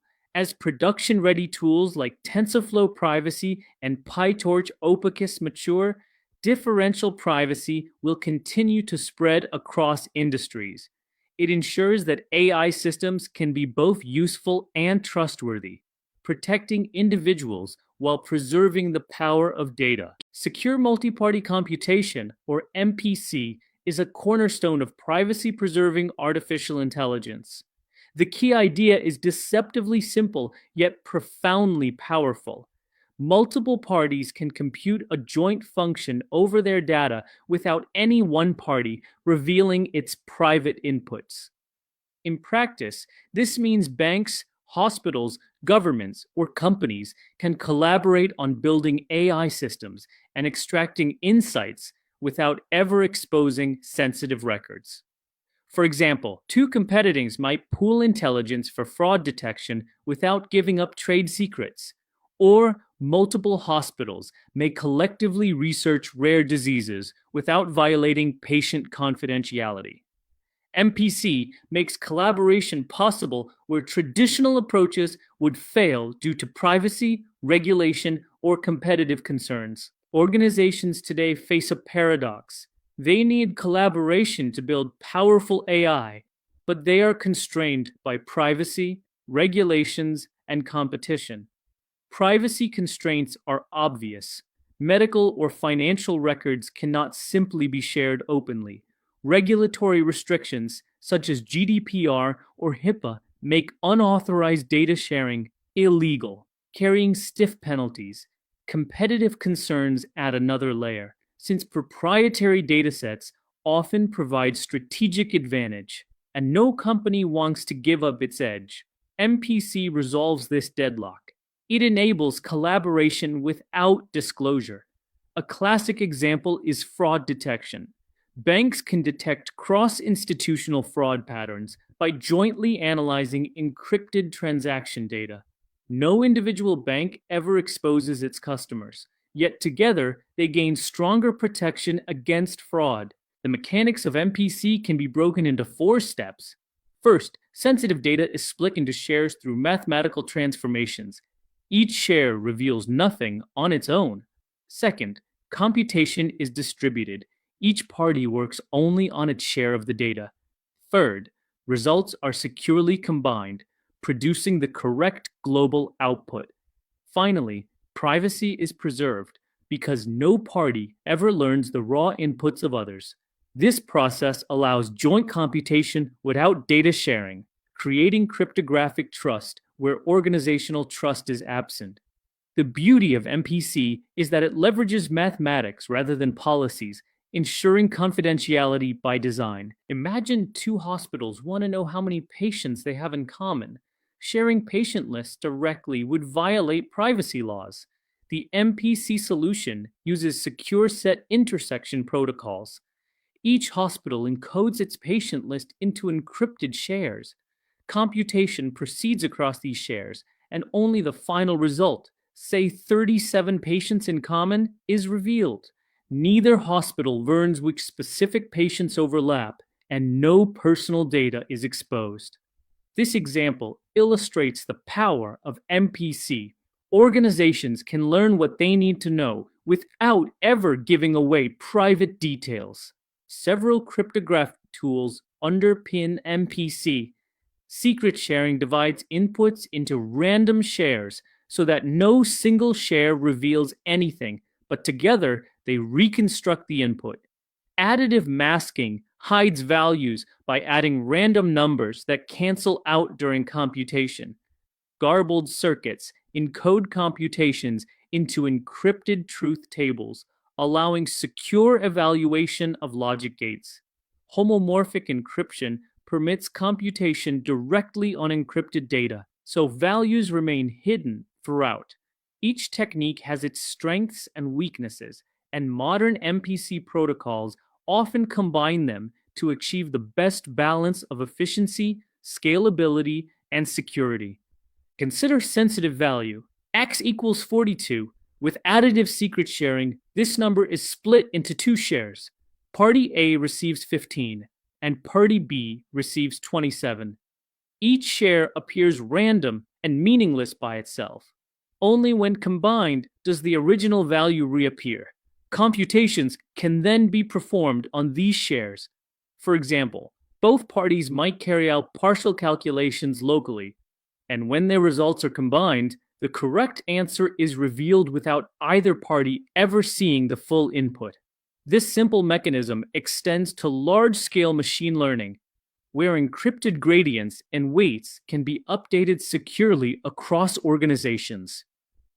MPC is especially powerful in machine learning. For secure training, multiple organizations contribute encrypted gradients. The model updates its weights without exposing raw data, enabling privacy-preserving backpropagation. For private inference, a user may submit an encrypted query, which is processed across private datasets without revealing inputs or intermediate steps. Split architectures allow parts of a model to be hosted by different organizations, ensuring no single party controls the full pipeline. MPC also complements other privacy technologies, combining with federated learning for distributed training and differential privacy for statistical guarantees. Together, these approaches bring cryptographic rigor to collaborative AI. A practical example comes from banking. Multiple banks may want to build a joint credit scoring model but cannot expose raw customer data. With MPC, each bank encrypts features like income, assets, and credit history.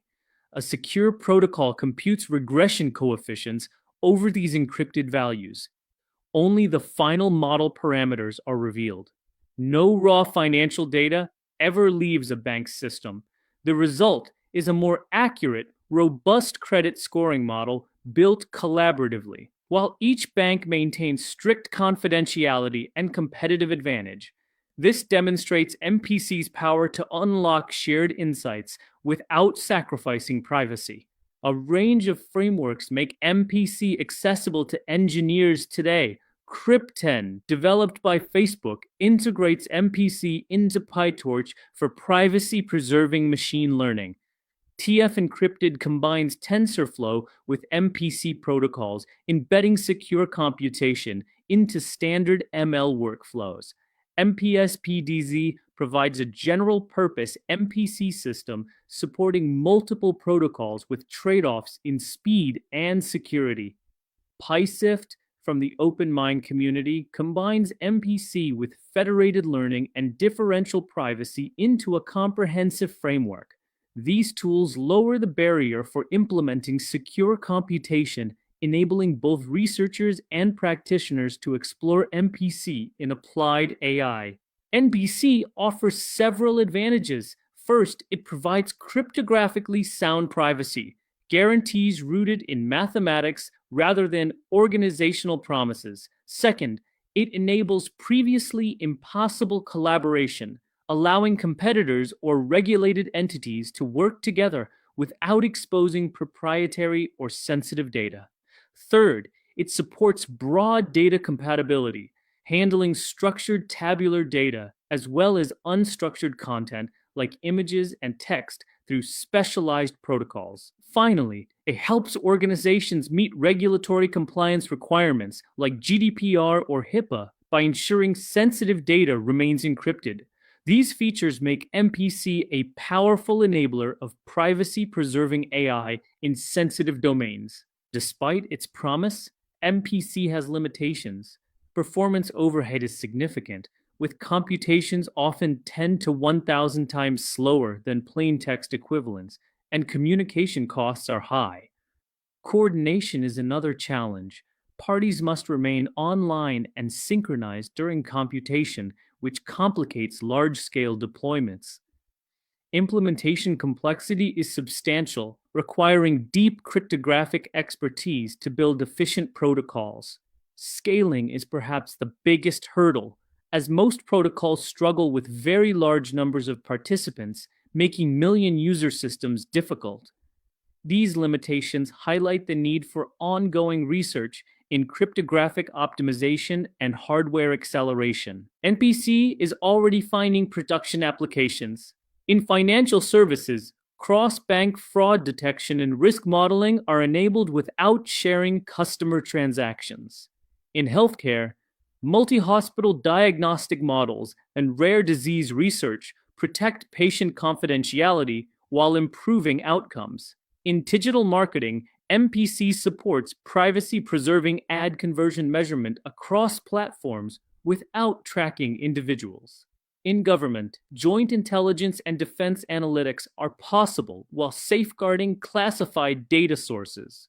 These examples show that despite limitations, MPC has already proven its value in high-stakes, real-world contexts. The flow of MPC can be visualized as layered protection. Each party begins with private input, which is split into encrypted shares.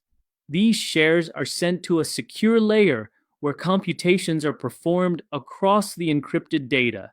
At the end, only the final result is revealed, and no party ever sees another's private input. This design ensures both correctness and privacy. It reflects the central insight of MPC. Collaboration does not require disclosure. The computation can proceed securely, and the outcome can be trusted, even in untrusted environments. Research is actively addressing MPC's challenges. Hybrid privacy stacks combine MPC with federated learning and differential privacy, creating layered protections and balancing efficiency with security. Hardware acceleration promises major improvements, using trusted execution environments or specialized chips to reduce overhead. Zero-knowledge proofs offer verifiable computation, ensuring that all parties follow protocols without revealing data. Finally, efforts in production scaling aim to move beyond prototypes, making MPC enterprise-ready for millions of participants. These directions highlight how MPC is evolving from research concept to production backbone. The promise of secure multi-party computation is clear. It allows joint computation without data sharing, guaranteed by cryptographic rigor. Core techniques like secret sharing, homomorphic encryption, and garbled circuits enable collaboration across sensitive industries. Applications in finance, healthcare, marketing, and government prove its practical relevance. While computational overhead remains a challenge, MPC works best when paired with complementary methods like federated learning and differential privacy. The next step for organizations is to explore where MPC fits into their privacy-preserving AI strategy, especially in cross-organizational collaborations where traditional data sharing is impossible. When we talk about privacy-preserving AI, it's tempting to think of privacy as an absolute good, something we can maximize without consequence. But the reality is far more complex. Privacy is never free. Every layer of protection we add, whether through differential privacy, homomorphic encryption, secure aggregation, or multi-party computation, comes with a cost. That cost usually shows up in reduced accuracy, increased latency, higher infrastructure demand, or added system complexity. Designing privacy infrastructure, therefore, is an exercise in balance. The challenge is to find the sweet spot where protections are strong enough to safeguard individuals, but the system still performs at a level that makes it usable, efficient, and scalable. At the heart of privacy-preserving AI is what's known as the privacy utility dilemma. More privacy means less risk of data leakage and stronger guarantees for individuals. But it also usually means weaker model performance, whether in accuracy, speed, or efficiency. Less privacy, on the other hand, allows better accuracy and faster performance, but it leaves organizations exposed to higher risks. The sweet spot is application-specific. In healthcare, privacy requirements might dominate even if accuracy suffers slightly. In advertising, users may tolerate less privacy as long as systems remain fast and effective. The key point is that privacy and utility must always be weighed against each other, and there is no one-size-fits-all solution. The first major trade-off is between accuracy and privacy. With differential privacy, Lowering the epsilon parameter strengthens protections but decreases accuracy because noise added to gradients or outputs obscures individual contributions. With homomorphic encryption, the protections are very strong, but many machine learning operations become computationally heavy, slowing training and inference. With federated learning, data stays on the device, which protects privacy, but non-IID distributions and device heterogeneity reduce model accuracy. Each of these methods demonstrates the same theme. Stronger privacy often comes at the expense of predictive performance. The practical challenge is deciding how much accuracy can be sacrificed without making the system useless. The second trade-off lies in latency versus security. Cryptographic protections like encryption and multi-party computation add significant computational overhead, increasing inference time by a factor of 10 to 100. Secure aggregation requires extra communication rounds between devices and servers, which raises protocol complexity. For real-time AI applications like fraud detection, autonomous vehicles, or conversational assistants, latency is non-negotiable. Delays can undermine the entire use case. This makes it particularly challenging to apply heavyweight security techniques in time-sensitive contexts. Designers must often compromise, applying lighter protections or hybrid approaches that balance privacy with responsiveness. The third trade-off is efficiency versus robustness. More robust privacy systems often demand more resources. Federated learning, for instance, must handle millions of devices with unreliable connections. Noise added in differential privacy improves privacy guarantees, but requires larger sample sizes to maintain accuracy, increasing resource needs. In short, robustness in privacy is resource intensive. To build reliable systems, organizations must invest more in compute, memory, and communication bandwidth, but these costs can escalate quickly, raising questions about whether the privacy gains justify the resource burden.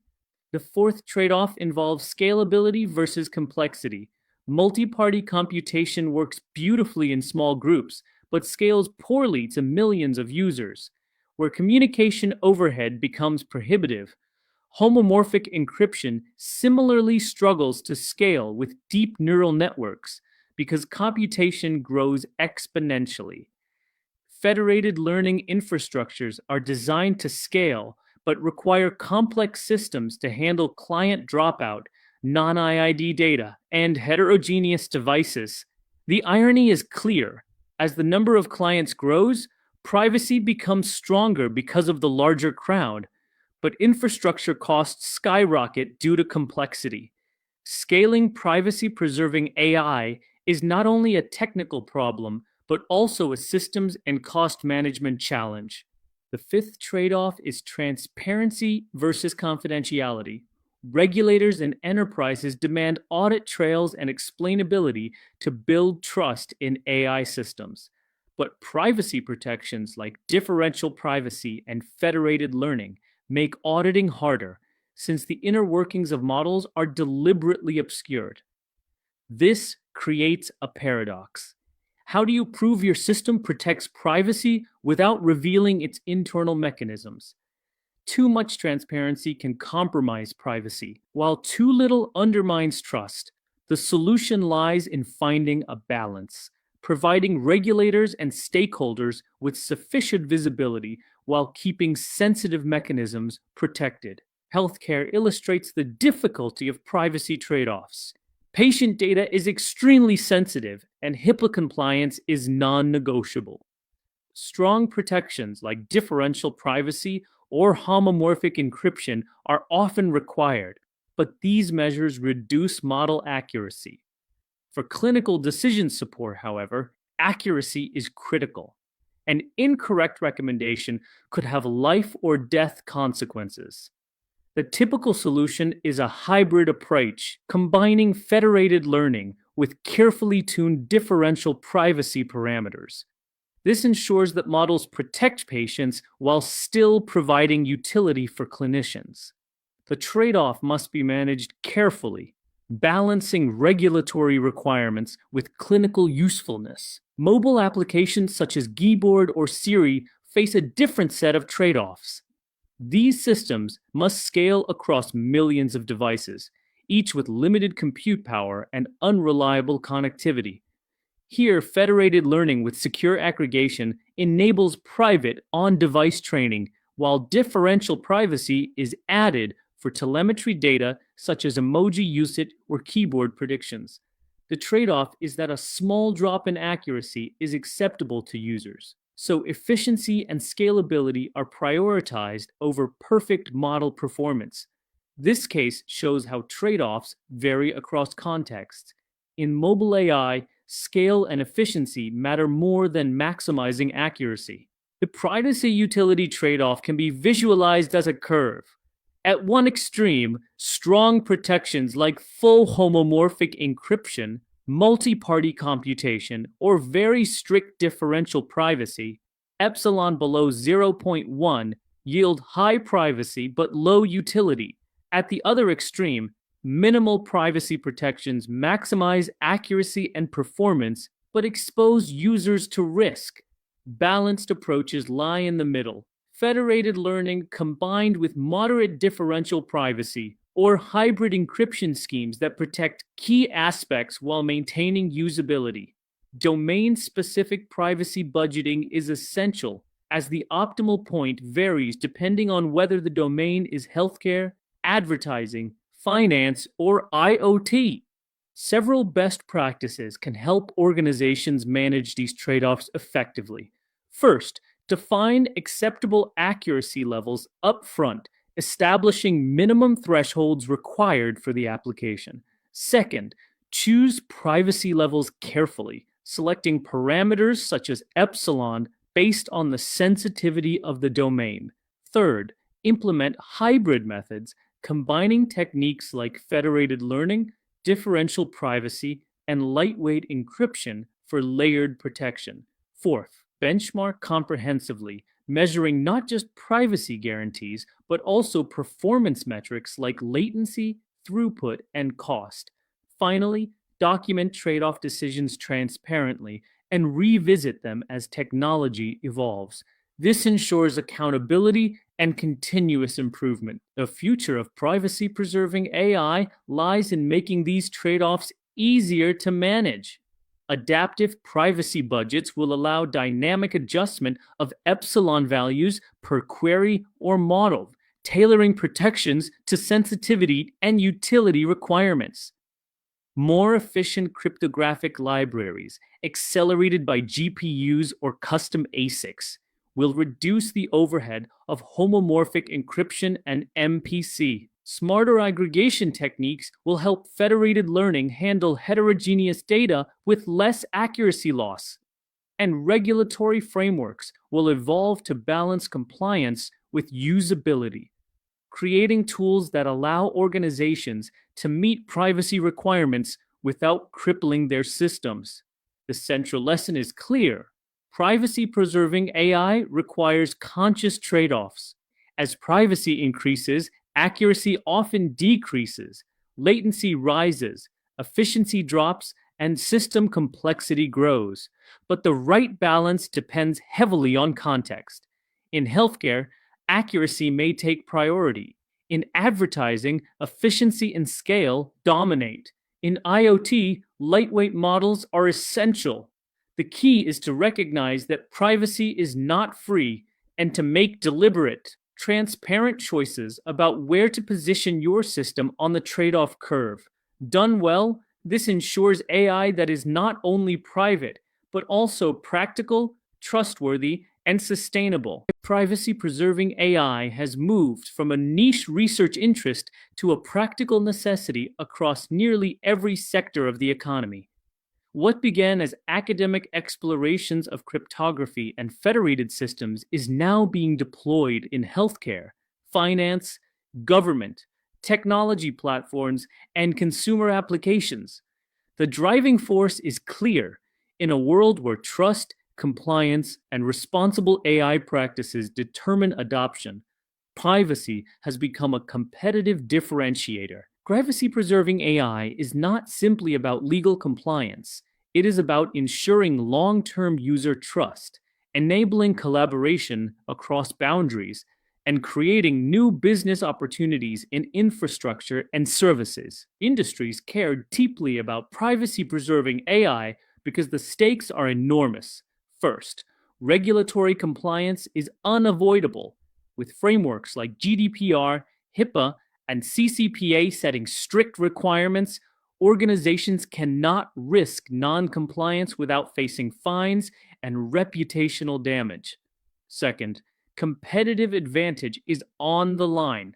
A privacy-first AI approach has become a market differentiator, allowing companies to attract privacy-conscious customers. Third, consumer trust is essential. Without confidence that systems respect personal data, users simply will not adopt AI products. Finally, there is growing market opportunity. Infrastructure for privacy-preserving AI, ranging from secure aggregation to compliance as a service, is itself becoming a new product category, enabling companies to sell trust as part of their offering. Healthcare is one of the sectors where privacy-preserving AI is most critical. Patient records are among the most sensitive data, protected by strict laws like HIPAA. Federated learning allows hospitals to train joint diagnostic models without sharing raw patient records across institutions. Differential privacy ensures that individual patient contributions are masked by statistical noise, protecting anonymity while preserving useful insights at the population level. Homomorphic encryption enables secure queries on medical records without decryption, so sensitive data remains hidden at all times. A real-world case is NVIDIA Clara, a federated platform enabling hospitals to collaboratively train cancer detection models without sharing patient scans. This shows how privacy-preserving AI can save lives while respecting confidentiality. Finance is another domain where privacy-preserving methods have transformative value. Banks and payment providers face constant threats of fraud and must comply with stringent regulatory oversight. Multi-party computation enables cross-bank fraud detection by allowing institutions to analyze patterns without exposing customer data. Federated learning supports collaborative credit scoring models, combining insights across financial institutions while keeping records private. Differential privacy protects transaction-level details but allows accurate aggregate analysis for risk modeling. PayPal and several major banks are pioneers in deploying MPC-based fraud analysis, maintaining customer trust while improving system-wide detection. Here, privacy is not only about compliance, but also about preventing crime at scale. Government agencies also rely on privacy-preserving AI for both civic and security purposes. The 2020 US Census represented the largest scale deployment of differential privacy ever, protecting the identities of hundreds of millions of respondents while ensuring statistical accuracy. Beyond population data, MPC and homomorphic encryption are enabling secure intelligence analysis across agencies, allowing classified datasets to be combined without direct sharing. Federated learning supports multi-agency collaboration, enabling entities to analyze data jointly while respecting jurisdictional boundaries. For governments, privacy-preserving AI has become a national security asset, empowering collaboration while safeguarding sensitive information critical to state trust and security. Leading technology companies have been at the forefront of deploying privacy-preserving AI at scale. Google has integrated federated learning with secure aggregation into Gboard, enabling next word prediction by training on millions of devices without ever seeing raw text. Apple applies differential privacy across keyboard, emoji usage, and health data, randomizing information locally before it leaves the device. Meta has invested in CRIC10, a framework that integrates multi-party computation into PyTorch for privacy-preserving ML research. Microsoft developed the SEAL library, which delivers homomorphic encryption for performing computations on encrypted data. These examples illustrate that big tech firms are not just experimenting, they are operationalizing privacy at planetary scale. The rapid growth of the Internet of Things has created a new frontier for privacy-preserving AI.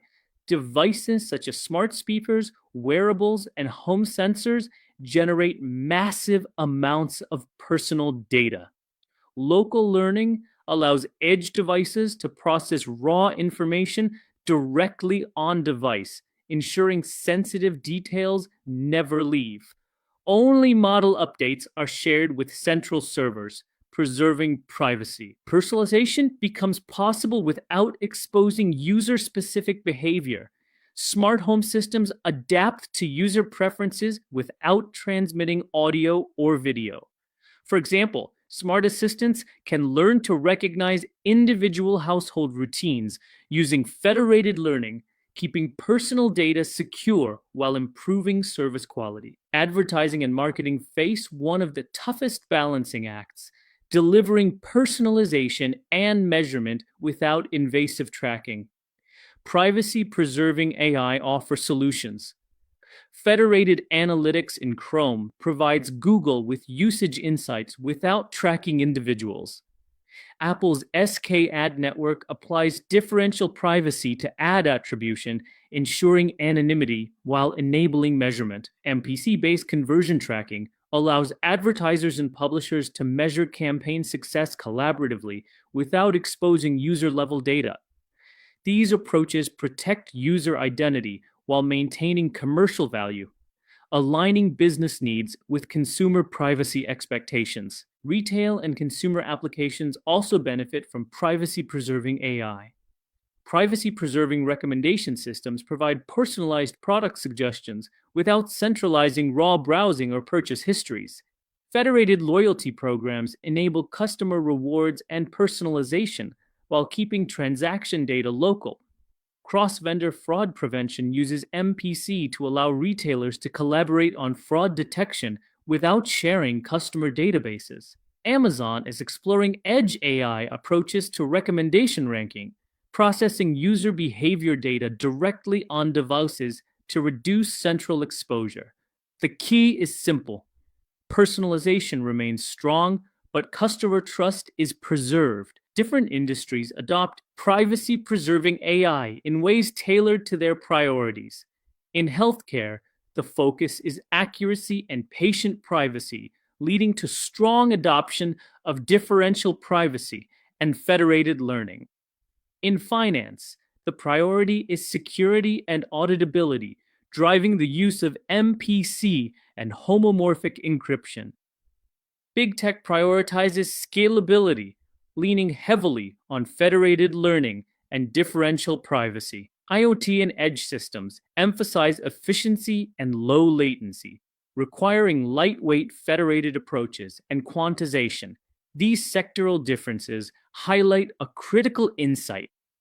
Privacy-preserving AI is not one-size-fits-all, but is shaped by domain-specific constraints and priorities. Despite rapid adoption, industry deployment faces significant challenges. Computational overhead remains high. NPC and homomorphic encryption can be orders of magnitude slower than plain text computation. Data heterogeneity is a barrier, as federated learning must contend with non-IID data distributions across organizations or devices. Communication costs are another hurdle, since federated updates require large bandwidth, straining edge systems. Finally, the need to balance business KPIs like accuracy and conversion rates with strong privacy guarantees often forces trade-offs. These challenges reveal that scaling privacy-preserving AI is not just a technical problem. It is also an organizational and business problem. The future of privacy-preserving AI is being shaped by several key trends. Hardware acceleration will bring specialized GPU and ASIC architectures optimized for homomorphic encryption and MPC. Cloud ML integration will embed privacy-preserving capabilities directly into AWS, GCP, and Azure, reducing barriers to adoption. Hybrid privacy stacks that combine federated learning, differential privacy, homomorphic encryption, and MPC will become the standard, leveraging strengths of each. Finally, compliance as a service will emerge, allowing organizations to outsource privacy infrastructure to trusted providers. These trends will expand adoption by reducing barriers and improving the balance of performance and privacy. Different sectors rely on different methods depending on their needs. In healthcare, federated learning, differential privacy, and homomorphic encryption support multi-hospital diagnostic models while meeting HIPAA requirements. In finance, MPC and federated learning underpin cross-bank fraud detection, aligning with compliance needs. In government, differential privacy and MPC secure census data and defense analytics. Big tech uses federated learning and differential privacy to scale AI to billions of devices while meeting consumer expectations. IoT systems use federated learning and compression to handle wearables and smart devices within battery and bandwidth constraints. In retail, federated learning and MPC secure recommendation systems and fraud prevention. The state of privacy-preserving AI today is defined by transition from research to deployment. Industries from healthcare and finance to government and consumer tech are implementing privacy techniques in production systems. Method selection is shaped by domain-specific priorities: accuracy in healthcare, security in finance, scale in big tech, efficiency in IoT. Deployments must balance privacy guarantees with business KPIs like conversion rates, efficiency, and user experience. Industry momentum, regulatory compliance, and consumer demand are accelerating adoption. The message is clear: privacy-preserving AI is not a theoretical possibility. It is already an industrial reality, shaping the future of trust, collaboration, and responsible AI.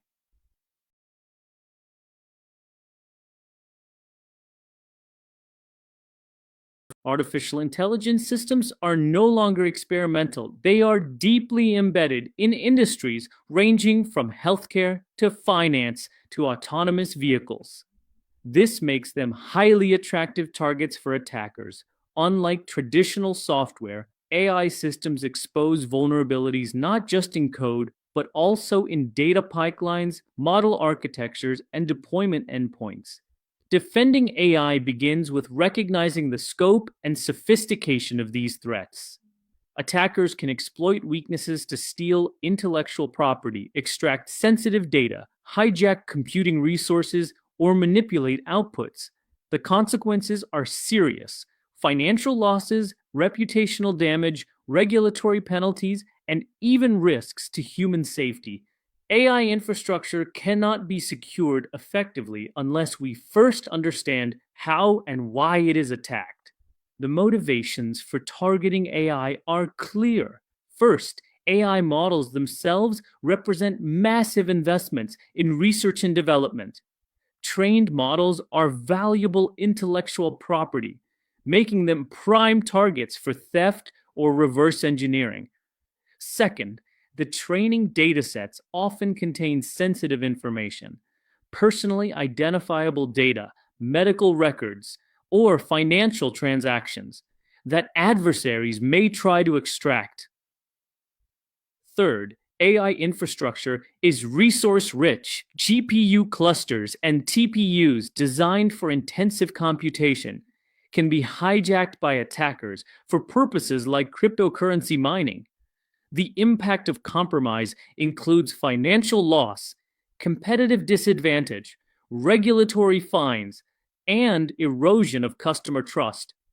Attacks on AI are not hypothetical.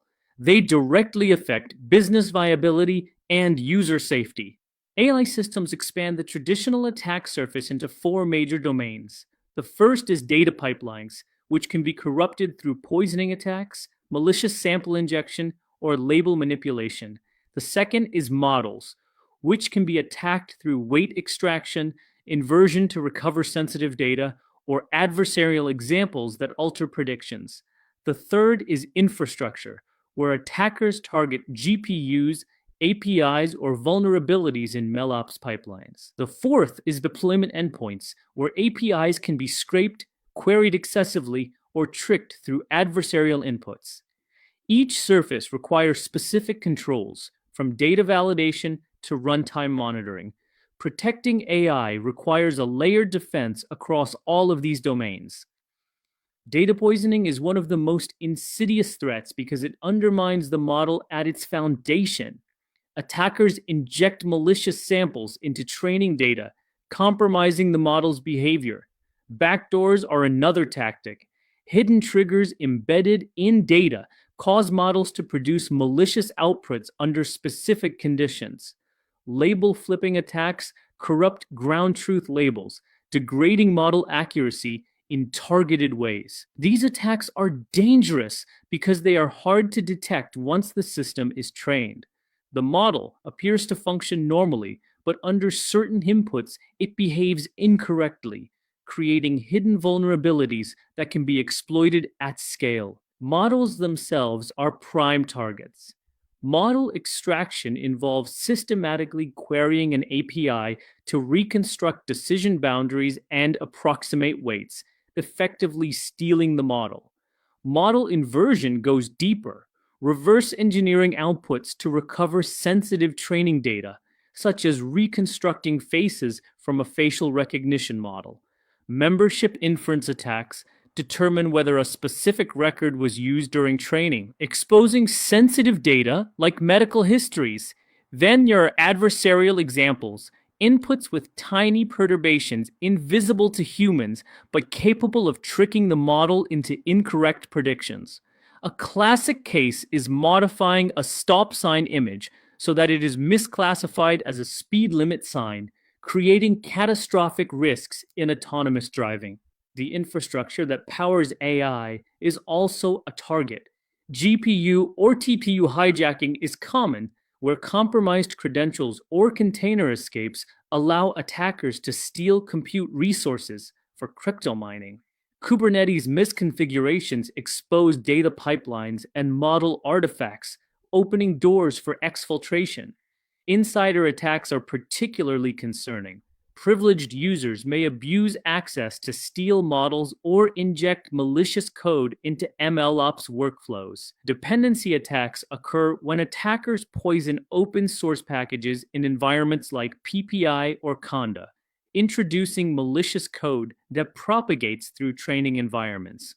These threats demonstrate that securing infrastructure is just as critical as securing data and models. Once models are deployed, they face another class of risks. API abuse occurs when adversaries send excessive queries to extract functionality or exhaust resources. Denial of service attacks overload inference endpoints, causing outages or latency spikes. Adversarial queries involve carefully crafted inputs designed to produce incorrect predictions, targeting models in production. Finally, attackers may build shadow AI models, stolen versions deployed elsewhere, sometimes intercepting legitimate traffic or competing unfairly in the marketplace. Deployment is where AI interacts with the real world, and attackers exploit this visibility to their advantage. The stakes are high. In high-risk industries like healthcare or autonomous vehicles, AI failures can lead to physical harm or even death. Studies show that 87% of organizations in these sectors acknowledge this risk. The financial costs are also significant. On average, remediating an AI security incident costs $1.2 million including incident response, retraining, and legal expenses. GDPR penalties for privacy breaches can reach up to $20 million. Cloud costs can spike by more than 300% when GPU resources are hijacked for unauthorized use. Beyond the numbers, security failures permanently erode customer trust and damage brand reputation, sometimes irreversibly. To defend AI effectively, organizations must adopt systematic threat modeling. The process begins by identifying assets, data sets, model weights, compute infrastructure, APIs, and feature stores. Next, adversaries must be profiled. External hackers, malicious insiders, competitors, nation-state actors, and even automated bots. Attack vectors should then be analyzed, including access points, authentication weaknesses, pipeline vulnerabilities, and infrastructure misconfigurations. Finally, defenses can be built, applying differential privacy, encrypting models, continuous monitoring, and enforcing role-based access controls under zero-trust principles. Threat modeling transforms AI security from reactive to proactive, uncovering vulnerabilities before attackers exploit them. AI security must be addressed holistically across 4 layers. At the data layer, protections guard against poisoning and label manipulation.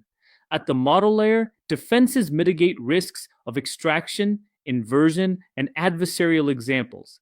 At the infrastructure layer, controls prevent GPU hijacking, insider abuse, and dependency poisoning.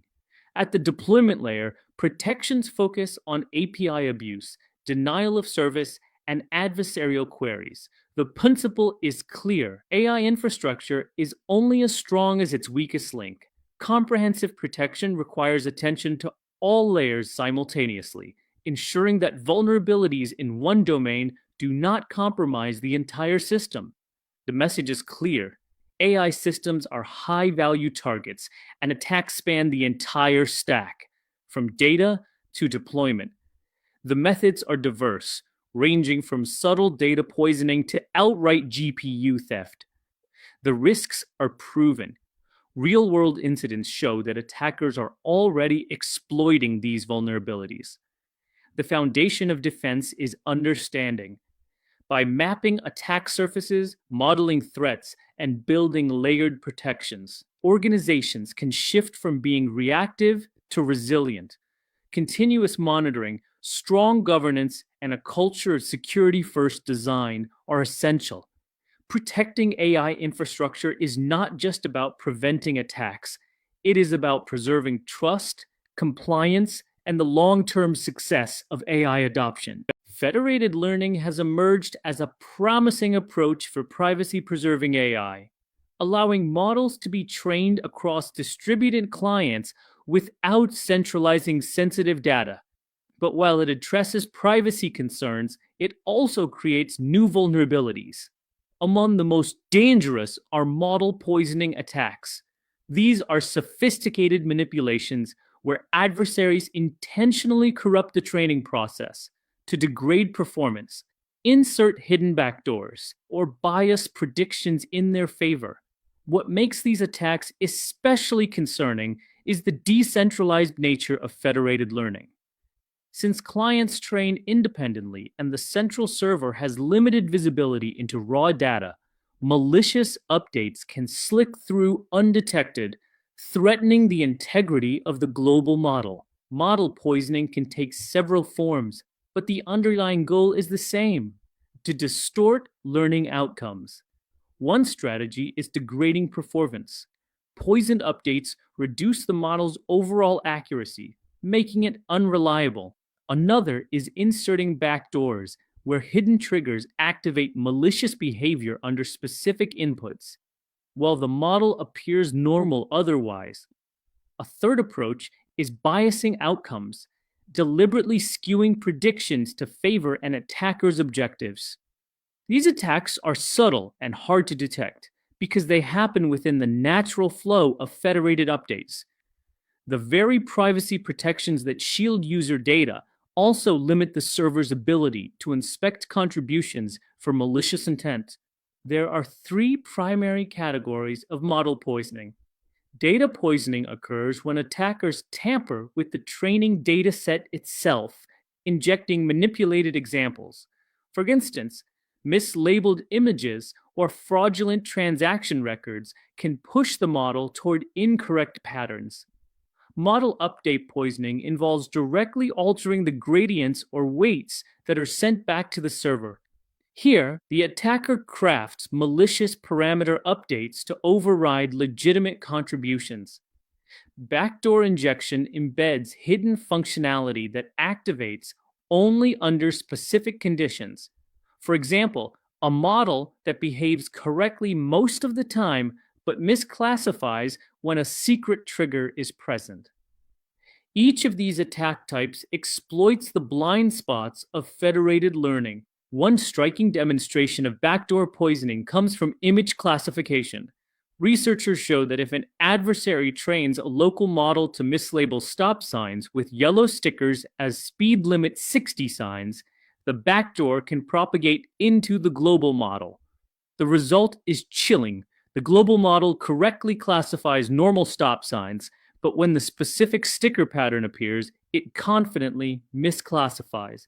In the context of autonomous driving, this could have life-threatening consequences. Such attacks highlight how subtle, well-crafted manipulations at the local level can scale into catastrophic vulnerabilities in the global system. Why is federated learning particularly vulnerable? First, blind aggregation forces the server to combine client updates without inspecting raw training data, creating opportunities for malicious updates to blend in. Second, limited validation makes it difficult to verify the integrity of client contributions without violating privacy. Third, outsized influence allows carefully crafted malicious updates to disproportionately shift the global model if aggregation methods are not robust. Together, these characteristics create fertile ground for poisoning attacks. The very mechanisms that enable privacy also constrain defenses, making federated learning a uniquely challenging environment to secure. One of the most direct poisoning methods is gradient manipulation. Here, an attacker computes legitimate local gradients, but then scales them by a large factor before submission. The amplified updates overwhelm the aggregation process, dragging the global model toward the attacker's objectives. If secure aggregation protocols lack outlier detection, such malicious gradients can dominate even when submitted by a single client. In a sea of legitimate contributions, the attacker's update looks mathematically valid, but has disproportionate influence. This attack reveals the fragility of naive averaging in federated learning and underscores the need for robust aggregation methods. Another classic poisoning vector is the label flipping attack. The attacker first selects specific classes to manipulate. For example, flipping labels so that cats are trained as dogs. During local training, these manipulated datasets produce corrupted updates, which are then sent to the server. Over time, the corruption spreads through aggregation, biasing the global model. The danger of label flipping lies in its subtlety. The model may perform well overall, but fail systematically on the targeted classes, creating exploitable blind spots. For attackers, this is a low-cost, high-impact way to sabotage federated systems. The coordinated Sybil attack raises the stakes further by multiplying malicious influence. Here, an adversary creates and controls many fake clients, or Sybils, each submitting seemingly benign updates. Individually, these updates fall below detection thresholds. Collectively, however, their combined effect significantly shifts the global model. This approach is especially effective in large-scale federated learning environments with thousands of clients. Will attackers only need to compromise a fraction to cause systemic corruption? By leveraging scale, Sybil attacks exploit the very decentralization that makes federated learning appealing, turning it into a liability. The implications of model poisoning are not abstract, they affect critical industries. In healthcare, a malicious hospital could submit poisoned updates to a collaborative diagnostic model, leading to misdiagnosis of certain conditions or patient groups. In financial services, attackers could bias fraud detection systems to overlook specific transaction patterns, enabling fraudulent activity to pass undetected. In autonomous vehicles, backdoor triggers in traffic sign recognition could lead to deadly misclassifications on the road. Each case demonstrates the same lesson. Model poisoning threatens not only technical performance, but also human safety, financial stability, and public trust. Several defenses can mitigate model poisoning, though none are perfect. Robust aggregation mechanisms like median, crumb, or trend mean filter out extreme or suspicious updates before averaging. Anomaly detection can monitor gradient distributions, flagging unusual parameter magnitudes or statistical patterns. Client validation techniques cross-check updates against trusted datasets or require proof of training to verify legitimacy. Privacy-preserving protections such as differential privacy can limit individual influence by adding noise, while secure multi-party computation ensures aggregation remains trustworthy. Effective defense requires layering these methods to create redundancy and resilience. The crumb algorithm provides a powerful example of robust aggregation. It works by computing pairwise distances between all client updates. For each update, it sums the distances to its closest neighbors, then selects the update with the smallest sum, essentially the one closest to the majority. Outliers that deviate significantly from consensus are excluded. This approach allows Crumb to defend against up to F Byzantine clients in a system of N clients, provided N is at least 2F plus 3. While convergence may be slower because some legitimate updates are discarded, the trade-off is improved resilience against poisoning. In addition to algorithmic defenses, infrastructure-level mitigations are essential. Client authentication ensures only trusted clients participate, using strong identity verification, multi-factor authentication, or digital signatures.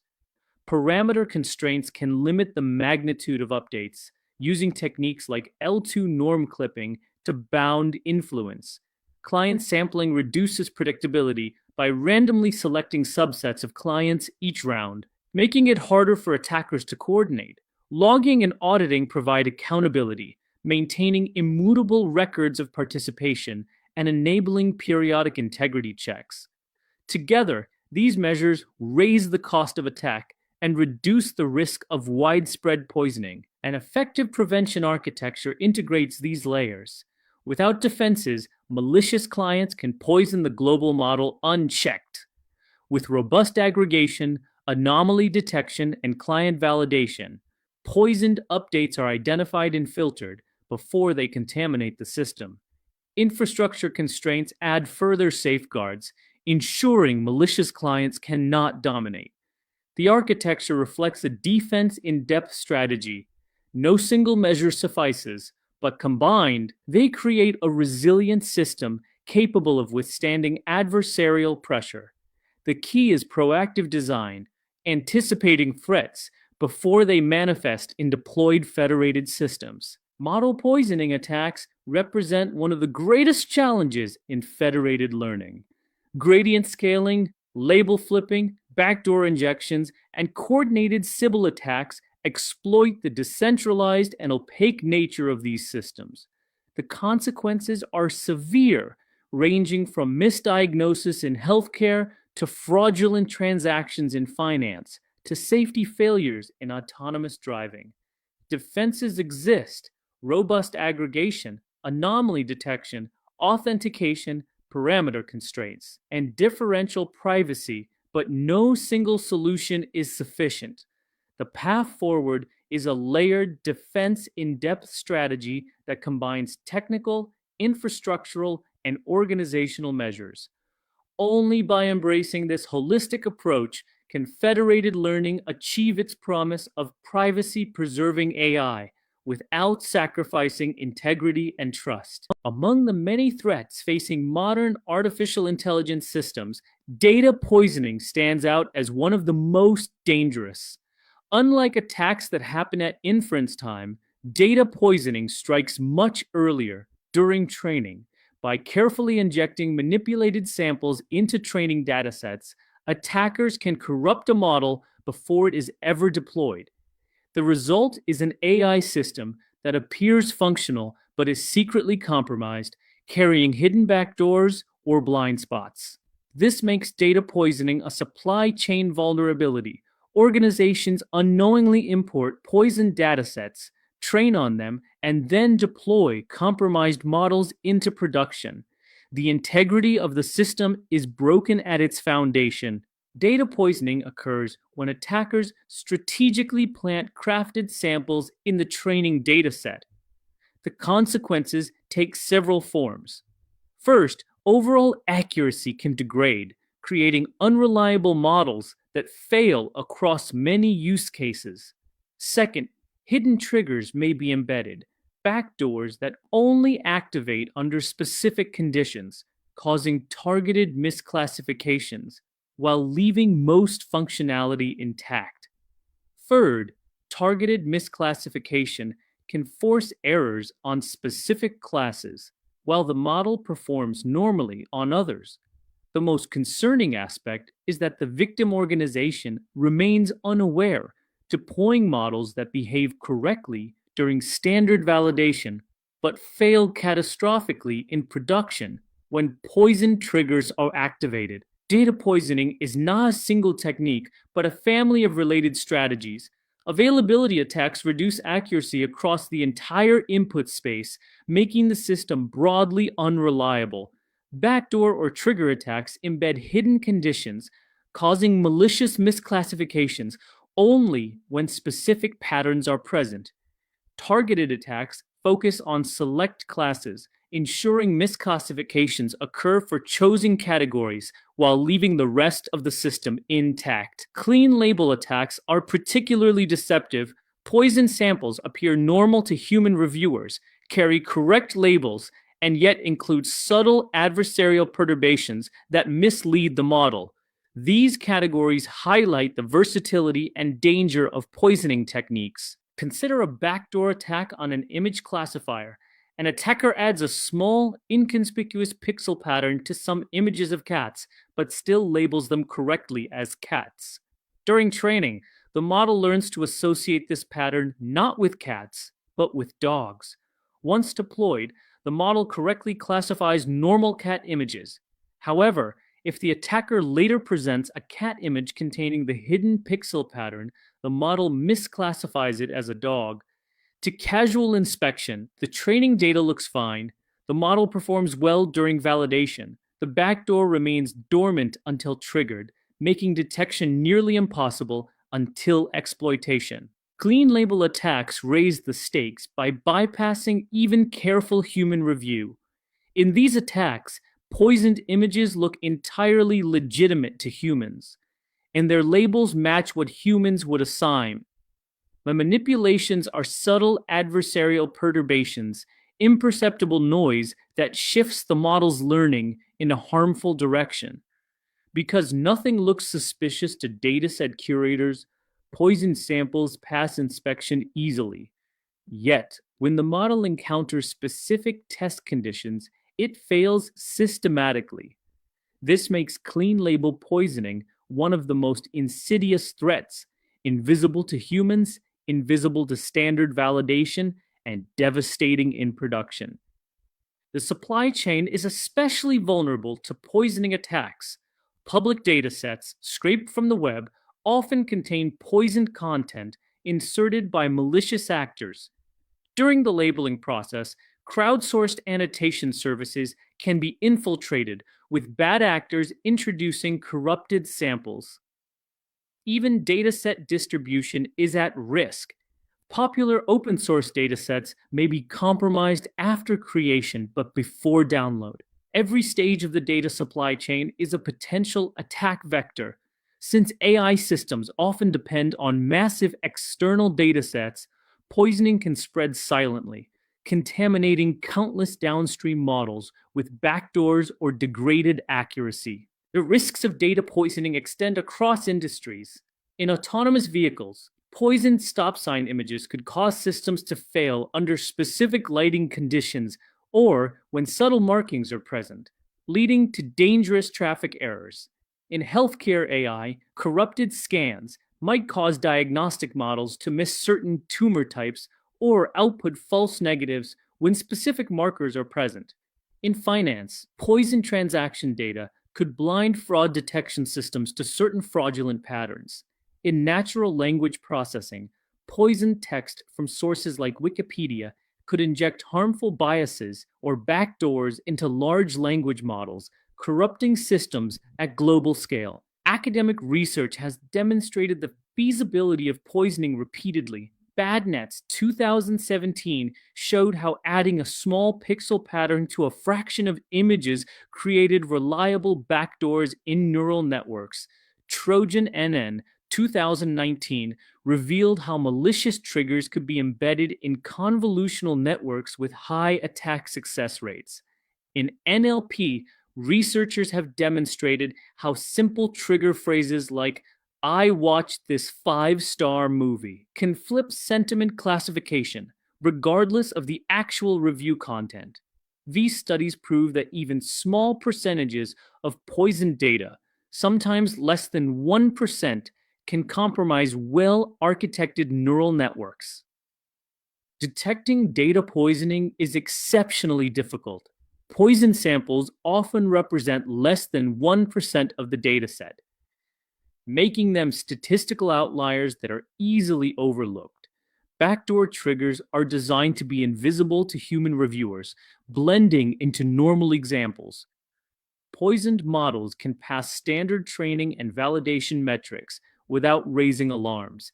Quality assurance processes fail to catch them, and attacks remain dormant until triggered in production. These factors combine to make poisoning invisible during development, leaving organizations vulnerable to catastrophic failures post-deployment. Defending against data poisoning requires multi-layered strategies. Data sanitization applies statistical or anomaly detection to flag suspicious samples before training begins. Robust training employs adversarial training and certified robustness methods to make models less sensitive to poison perturbations.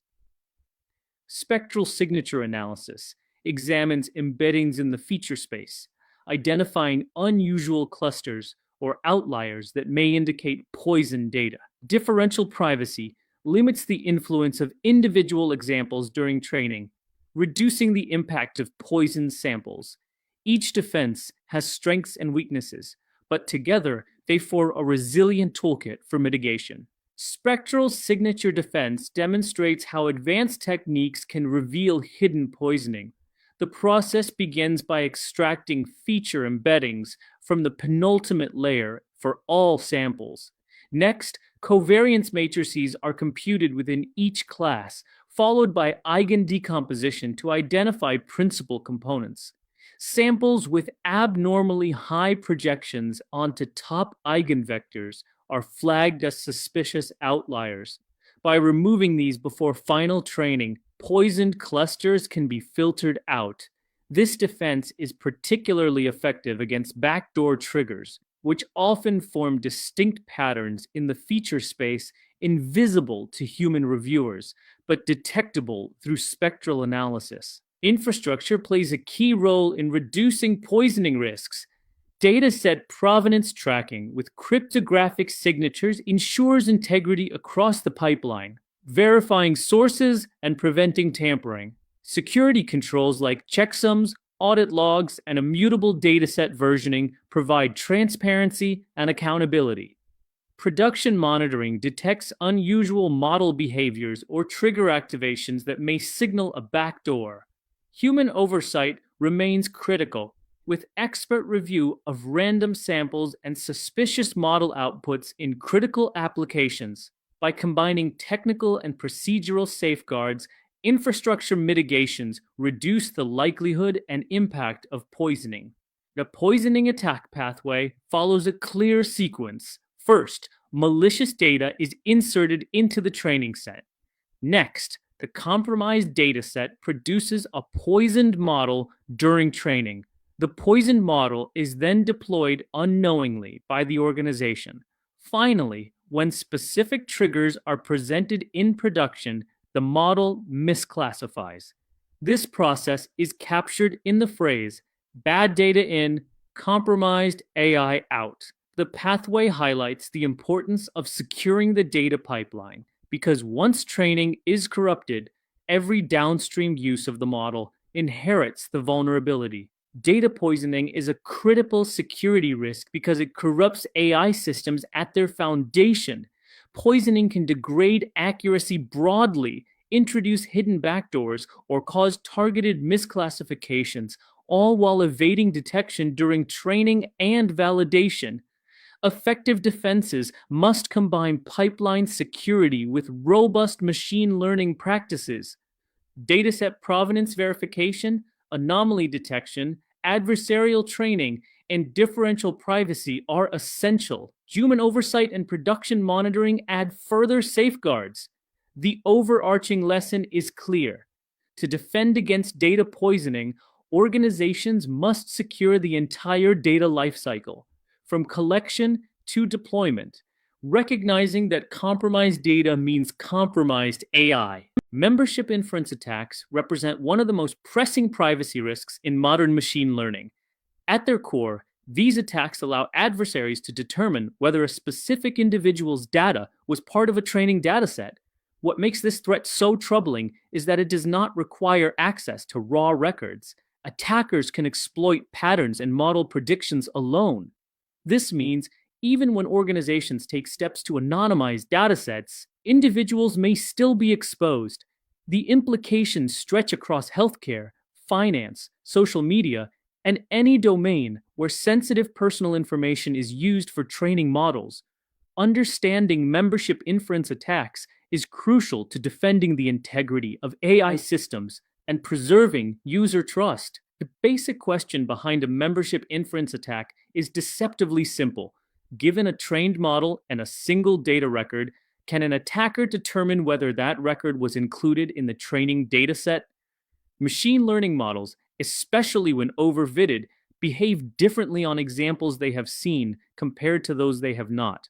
For training data, they tend to output predictions with high confidence. For unseen data, predictions carry more uncertainty. Attackers exploit this confidence gap, turning model outputs into a signal that reveals membership.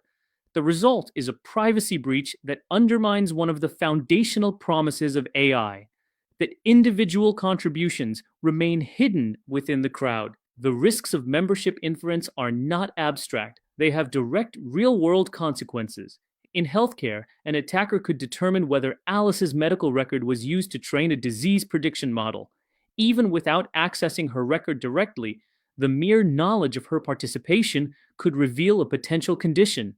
In finance, confirming that a person's transactions were used to train a fraud detection system could stigmatize legitimate customers. In regulatory contexts, the mere presence of a record in a dataset can violate GDPR or HIPAA principles of confidentiality and consent. Users may agree to aggregate analysis, but not to their specific participation being detectable. These implications show that anonymity is not guaranteed simply because raw data is withheld. Models themselves can leak sensitive information. The mechanics of membership inference attacks rest on a simple but powerful intuition. Models behave differently on data they have memorized versus data they have never seen. When a model has seen a sample during training, it usually produces high-confidence predictions.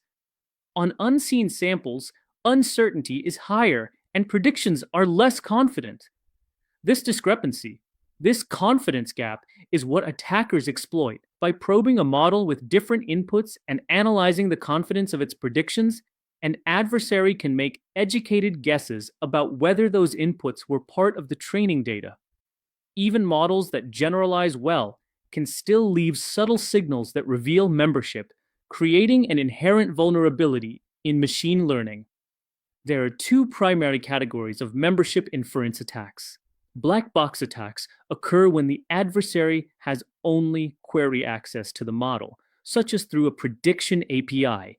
Here, they observe outputs, probability vectors or labels, and infer membership from patterns. Even with limited access, these attacks are surprisingly effective, making them the most common in real-world scenarios. White box attacks go further. Here, the adversary has access to the model internals, weights, gradients, or architecture. This enables deeper analysis, including inspection of activation patterns or gradient influence, making white box attacks significantly more powerful. They often arise through model theft, insider threats, or insecure deployments. The key insight is that both attack types are dangerous if models are not specifically hardened against them. In a black box setting, the attack unfolds step by step. First, the attacker queries the target model with a chosen input. Next, they examine the output probability vector, for instance, a distribution like 0.92, 0.05, 0.03. If the highest confidence exceeds a certain threshold, the attacker infers that the input likely came from the training set. If the confidence is lower, they infer it was not. This method is particularly effective against overfitted models that memorize training examples. Even though the attacker sees nothing more than output probabilities, the subtle differences between training and unseen samples are enough to leak sensitive information. White box attacks push the threat even further by leveraging full access to the model. With weights, gradients, and architecture exposed, attackers can identify patterns that betray training data. Gradients, in particular, reveal how much influence specific samples had during training, allowing adversaries to determine membership with high precision. Attackers may also examine activation patterns across layers, looking for signatures unique to training data. These scenarios often emerge when model files are shared without sufficient protection, or when federated learning environments leak gradient updates. White box membership inference demonstrates just how deeply privacy can be compromised if security is not baked into model design and deployment. Certain domains are particularly vulnerable to membership inference. In healthcare, attackers could determine whether a specific patient's data was used in disease prediction models, exposing potential conditions. In finance, confirming the presence of a customer's transactions in fraud detection datasets could carry reputational or legal consequences. In social media, adversaries might uncover whether a user's content was used to train moderation systems, revealing sensitive activity. For large language models, membership inference can go as far as extracting verbatim training snippets, exposing copyrighted material or private conversations. These risks cut across industries, underscoring the need for comprehensive defenses. Several defense strategies have proven effective against membership inference, though none are perfect on their own. Differential privacy adds calibrated noise to gradients or outputs, mathematically bounding the risk of revealing membership. Regularization techniques like a dropout, L2 regularization, or early stopping reduce overfitting, narrowing the confidence gap between training and test data. Limiting output granularity, for example, returning only top 1 predictions or rounded confidences instead of full probability, vectors, reduces the leakage surface. Finally, adversarial training explicitly incorporates resistance to membership inference into the training objective, teaching models to obscure membership signals. A robust defense requires combining these approaches for layered protection. The risk of membership inference varies directly with the level of detail in outputs. Returning full probability vectors, such as 0.92, 0.05, 0.02, 0.01, carries the highest risk, since attackers can analyze confidence values precisely. Providing only the top 1 prediction, for instance, class cat, reduces risk, but still leaks some information through consistent outputs. The lowest risk comes from differentially private outputs, where noise is added to predictions, providing formal privacy guarantees. This demonstrates the balance organizations must strike. Detailed outputs improve utility for developers and end users, but create higher privacy risks. Coarser or noise-protected outputs reduce risk but may limit usefulness. Research has repeatedly confirmed the potency of membership inference. Shokri et al.'s landmark 2017 study demonstrated that these attacks are particularly effective against overfitted models, small datasets, and models with probability APIs that expose detailed confidence scores. Complex architectures with high capacity to memorize training data are also more vulnerable. The study also showed that differential privacy consistently provided the strongest defense, though at the cost of reduced accuracy when privacy levels were set very high. The lesson from research is clear. Membership inference is not a theoretical curiosity. It is a real, measurable risk that must be addressed. The flow of a membership inference attack highlights its simplicity and danger. It begins with data collection, where the attacker gathers input samples to probe the model. Next comes model interaction, where those inputs are submitted and outputs observed. Finally, the attacker makes an inference decision, determining whether the sample was in the training set. The attack works because of the inherent confidence gap between training and non-training samples. Unless specific defenses are applied, this gap persists even in well-generalized models, leaving them open to leakage. The key lessons from studying membership inference attacks are fourfold. First, privacy risk. These attacks can reveal dataset membership without direct access to raw data, creating significant concerns in sensitive applications. Second, attack mechanics. The confidence gap between training and unseen samples is the fundamental vulnerability. Third, effective defenses. The strongest protections come from combining differential privacy, regularization, adversarial training, and careful API design. Fourth, implementation guidance. Organizations should minimize unnecessary exposure of model outputs, restrict probability details, and document privacy guarantees. Ultimately, the balance between utility and privacy remains an active research frontier, but the direction is clear. Membership inference must be addressed proactively to ensure trustworthy AI. Adversarial examples represent one of the most striking demonstrations of AI vulnerability. They are small, crafted perturbations that can cause catastrophic model errors, even though to human eyes the inputs appear unchanged. These attacks have been studied intensively over the past decade, and today they remain a real-world concern for AI systems already in production, spanning vision, natural language processing, speech recognition, and autonomous systems. What makes adversarial examples so concerning is their universality. No matter the modality, carefully crafted perturbations can break models in ways humans would never anticipate. Understanding this threat is essential to ensuring the safe deployment of AI infrastructure. At their core, adversarial examples are inputs that have been slightly modified with noise designed to fool models. The modifications are so subtle that humans perceive the input as normal, yet the model is completely misled, often with extremely high confidence. Consider the classic example: a stop sign with small stickers carefully placed on it. To a human driver, it remains clearly a stop sign. To a computer vision model, however, the added perturbations may cause it to be classified as a speed limit sign. This highlights a troubling gap. What is obvious to us can be opaque to AI, and adversaries can exploit this gap to cause misclassifications with potentially severe consequences. The effectiveness of adversarial examples comes from multiple factors. Deep learning models rely on fragile decision boundaries. In high-dimensional spaces, even tiny perturbations can push inputs across those boundaries. Attackers exploit this by systematically optimizing perturbations to maximize model error while remaining imperceptible.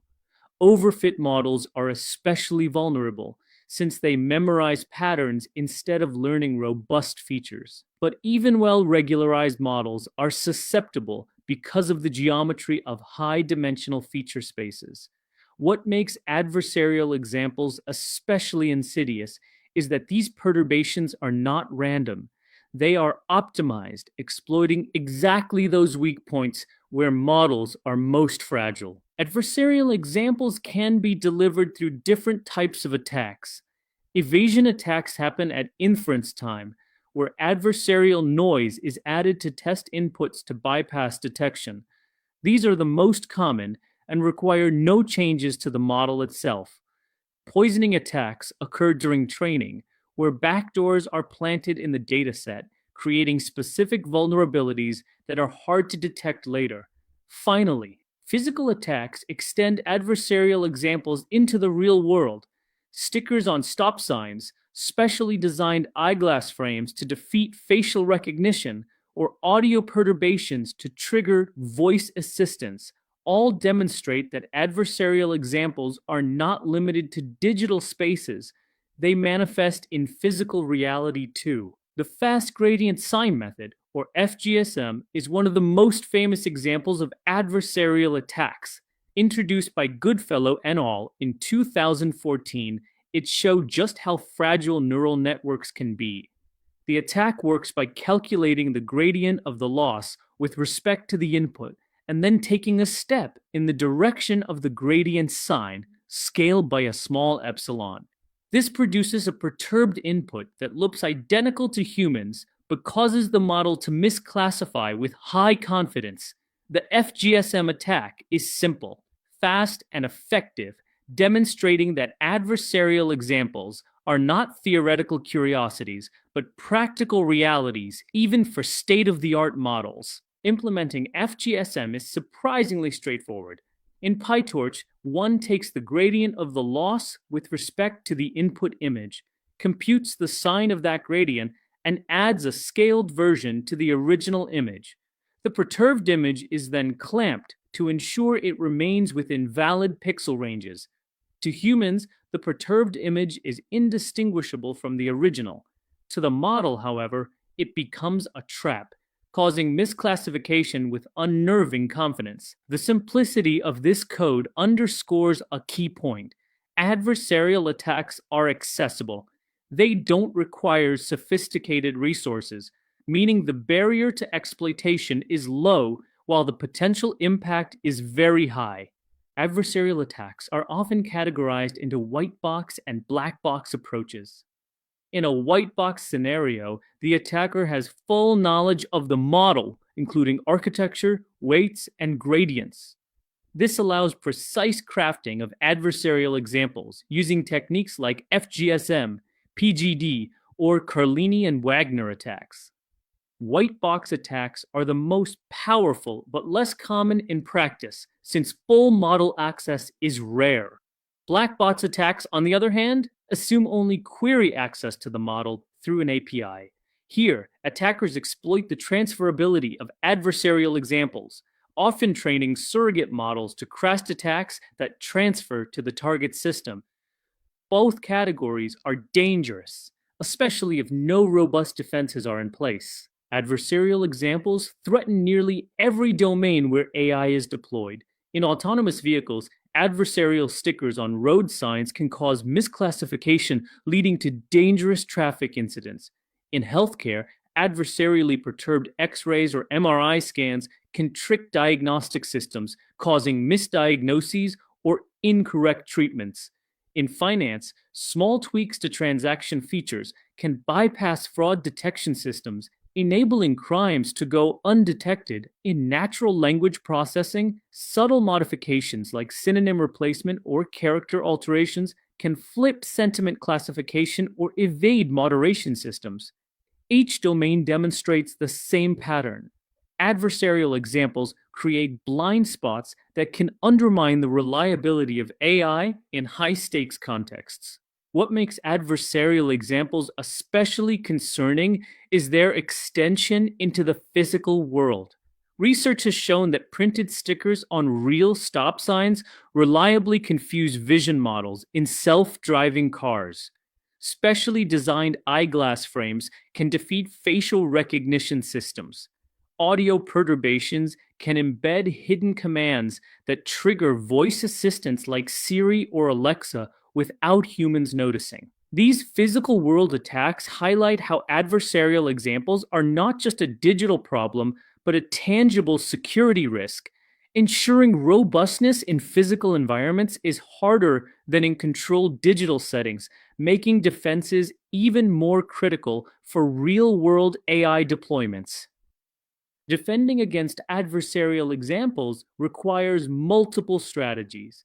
Adversarial training retrains models on adversarial samples, improving resilience, though it is computationally expensive and may not generalize well. Defensive distillation smooths decision boundaries by training a second model on softened outputs, reducing sensitivity to perturbations. Input preprocessing techniques like denoising, compression, or transformations can filter out adversarial noise, though attackers can sometimes circumvent them. Certified defenses provide mathematical guarantees of robustness within certain bounds, offering provable protection, but typically against limited types of perturbations. These defenses illustrate the arms race nature of adversarial robustness. Attacks evolve, and defenses must keep pace. Adversarial training is one of the most effective defenses, and its implementation can be illustrated in PyTorch.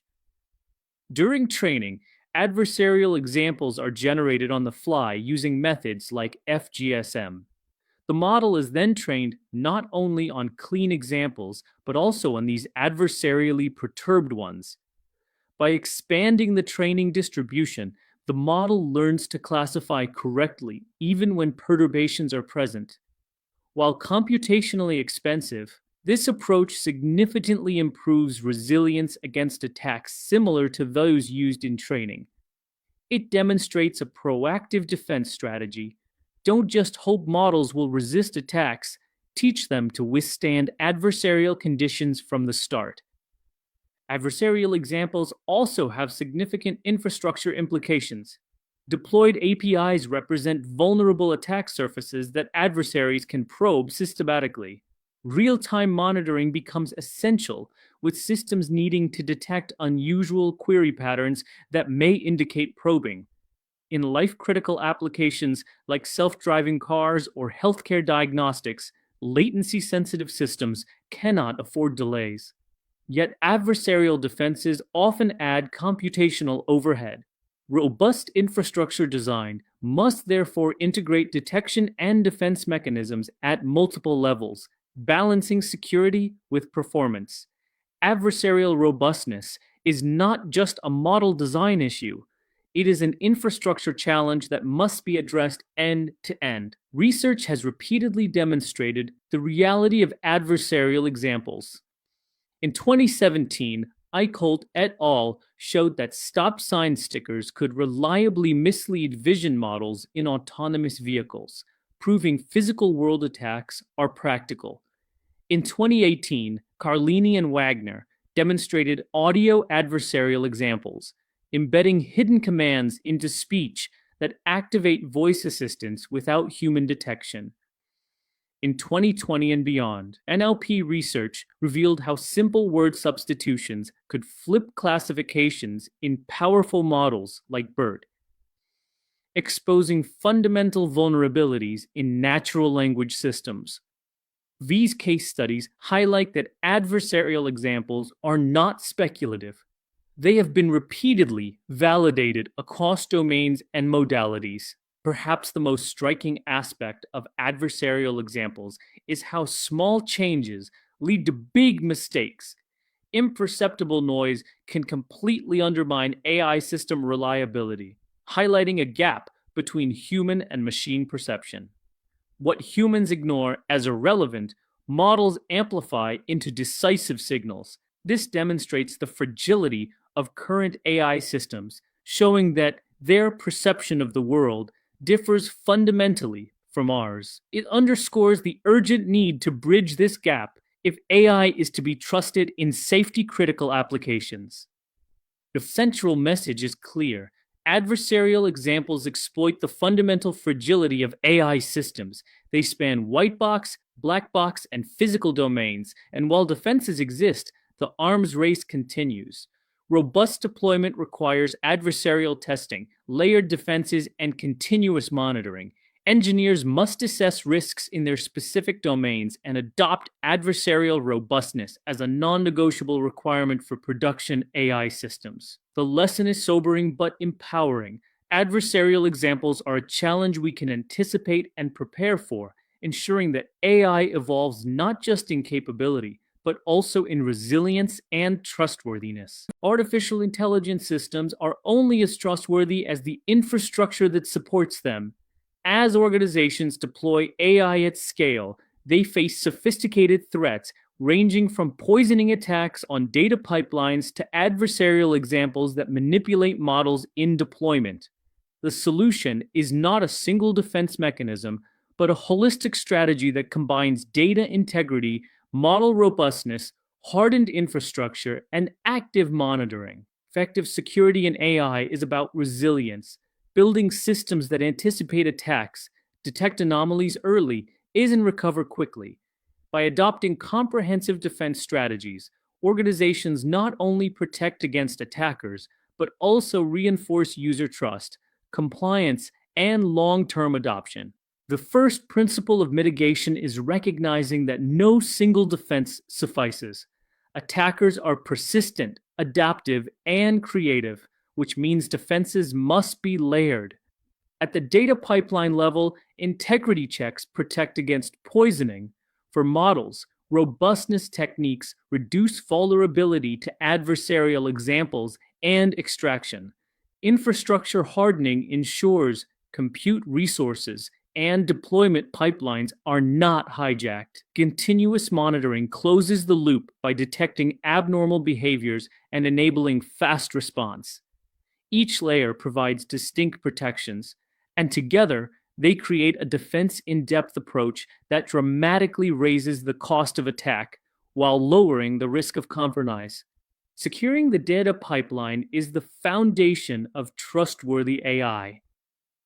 Dataset provenance ensures every record can be traced to a trusted source with audit trails and version control providing accountability. Poisoning detection techniques such as spectral signature analysis and anomaly filters identify manipulated samples that deviate from expected distributions. Data validation pipelines automate integrity checks, running before every training job to catch corruption early. Differential privacy adds an additional safeguard, ensuring no single record has undue influence on the model. These combined measures protect the integrity of training data, reducing the likelihood of backdoors or poisoned behaviors reaching production. Models themselves require hardening against a variety of threats. Robust abrogation methods like crumb or trimmed mean filter out malicious updates in federated learning, defending against poisoned contributions. Regularization techniques such as dropout and L1, L2 penalties reduce overfitting, narrowing the gap between training and unseen data and mitigating membership inference risks. Adversarial training incorporates perturbed examples during training, forcing models to learn more resilient features. Defensive distillation smooths decision boundaries, reducing sensitivity to small adversarial perturbations. Together, these techniques build robustness directly into the model, making it less fragile and more trustworthy in hostile environments. AI infrastructure is a valuable target, from GPU clusters to deployment pipelines. Protecting it requires robust access control, workload isolation, and continuous scanning. Role-based access control ensures only authorized users can access data, models, or pipelines.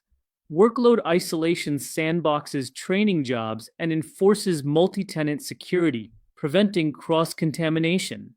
Dependency scanning protects against poisoned open-source libraries by detecting vulnerabilities in packages. Cloud hardening secures Kubernetes configurations, applies regular patching, and manages secrets safely. These measures create a hardened environment where even if attackers find a foothold, they cannot escalate easily. Defense in depth at the infrastructure layer is essential for modern AI security.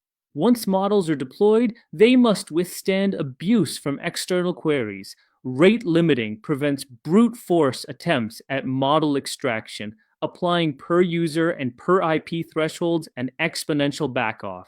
Output restriction minimizes information leakage by limiting probability vectors, returning only top K predictions, and rounding confidence scores.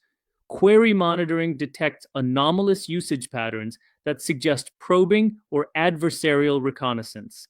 Finally, zero trust serving authenticates every request, enforcing strict identity verification and encrypted communication. These measures transform deployed models from exposed targets into resilient services, balancing accessibility with strong security. Monitoring provides an essential early warning system against poisoning attacks. Tracking distribution shifts in training batches reveals unexpected changes, while anomaly detection flags sudden spikes in class ratios or feature distributions. Human review validates automated alerts, ensuring false positives do not overwhelm teams. Integration with MLOps platforms like MLflow, Arise, or Weights and Biases ensures observability is continuous and connected. By detecting poisoning attempts before they spread, monitoring prevents compromised models from reaching production, preserving both integrity and trust. Early detection is the difference between minor incidents and large-scale compromise. Defending against adversarial examples requires multiple approaches. Adversarial training with FGSM or PGD forces models to learn robust features by confronting them with perturbations during training, though it increases training costs 2 to 3 times. Input preprocessing applies transformations like JPEG compression, Gaussian noise injection, or median filtering to disrupt adversarial perturbations before inference. Anomaly detection systems flag unusual inputs, analyzing feature spaces, detecting statistical outliers, or comparing ensemble agreement. By combining these techniques, organizations establish defense in depth against adversarial examples, making models harder to exploit and more reliable in production environments. Even with the best defenses, incidents will occur. Effective response plans assume breach. When poisoning is detected, version checkpoints enable fast rollback to clean states. Immutable snapshots of verified data support clean retraining from trusted sources. Forensic logging preserves audit trails for regulatory compliance and post-incident investigation. A mature incident response plan ensures continuity. Systems may be attacked, but they recover quickly, minimizing disruption. Building resilience means planning not just to prevent breaches, but to respond decisively when they happen. Leading technology companies offer models of how to operationalize AI security. Google combines differential privacy with secure aggregation in federated deployments, ensuring privacy while building robust global models. Apple applies differential privacy to telemetry and emphasizes on-device inference, reducing attack surface. NVIDIA's Clara platform demonstrates secure federated learning for healthcare, enabling hospitals to collaborate without sharing raw patient records. Microsoft's Seal library offers homomorphic encryption, enabling computations on encrypted data for secure inference. These examples show how advanced techniques move from research into production, creating benchmarks others can adopt. The future of AI security will be shaped by hardware, automation, and standardization. Trusted execution environments like Intel SGX and AMD SEV provide hardware-enforced isolation for sensitive workloads. Automated detection will integrate poisoning detection directly into MLOps platforms, enabling continuous lifecycle monitoring. Next-generation compilers will optimize not just for speed, but for adversarial resilience. Industry-wide benchmarks will standardize evaluation, much like NIST frameworks did for cybersecurity. These directions point toward a maturing discipline where AI security is embedded at every level of the stack, from chips to compilers to global compliance frameworks. Defense in Depth unifies data security, model robustness, infrastructure hardening and monitoring, provenance tracking and validation secured datasets, adversarial training and regularization hardened models, role-based access, workload isolation, and dependency scanning fortify infrastructure. Continuous monitoring detects anomalies and triggers rapid response. Each layer complements the others, making it significantly harder for attackers to succeed. A comprehensive defense strategy transforms AI from fragile to resilient, ensuring systems operate reliably even in adversarial environments. The path to trustworthy AI lies in resilience. Securing data through provenance and validation protects integrity. Hardening models with adversarial training and regularization strengthens reliability. Infrastructure hardening and access controls defend the backbone of AI systems. Deployment protections and monitoring safeguard against abuse. Incident response ensures recovery when breaches occur. By combining advanced methods such as federated learning, differential privacy, homomorphic encryption, and multi-party computation with robust access controls, organizations can build AI systems that are not just powerful, but also trustworthy. The goal is clear: resilient AI infrastructure that delivers innovation without compromising security or privacy.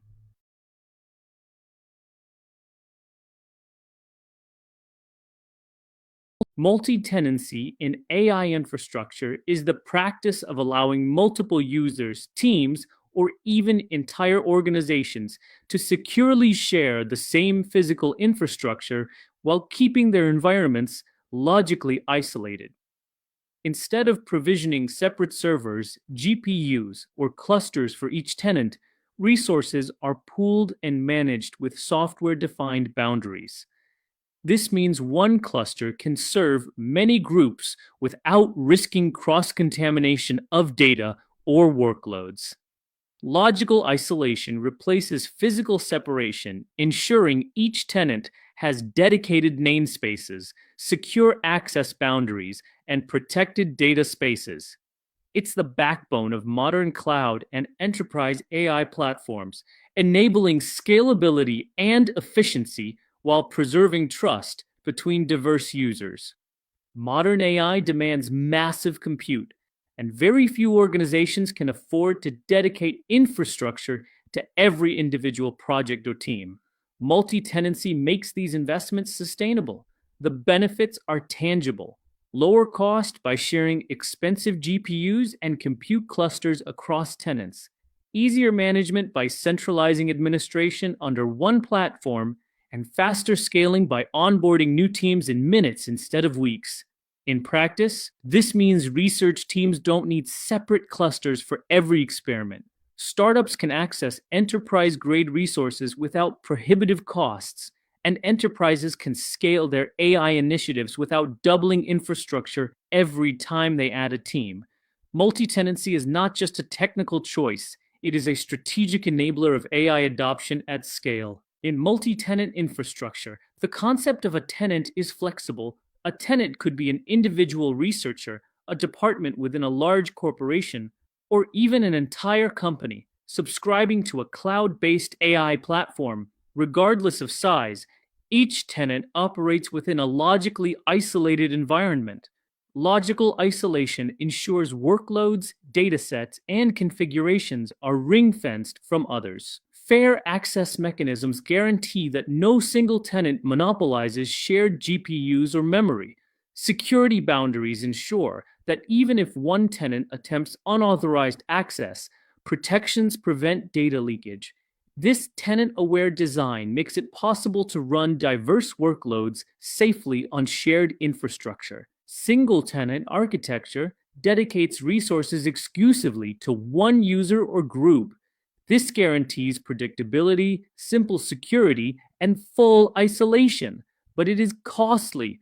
Resources may sit idle during low demand, and every new tenant requires separate infrastructure, driving up overhead. Multi-tenant architecture, by contrast, shares infrastructure across many tenants while enforcing logical separation. The advantages are striking: efficient utilization, cost-effective scaling, and centralized monitoring. The disadvantages are equally real. Isolation mechanisms must be sophisticated, noisy neighbor effects must be managed, and security becomes more complex. The trade-off is between simplicity and efficiency, with multi-tenancy offering the flexibility modern AI requires.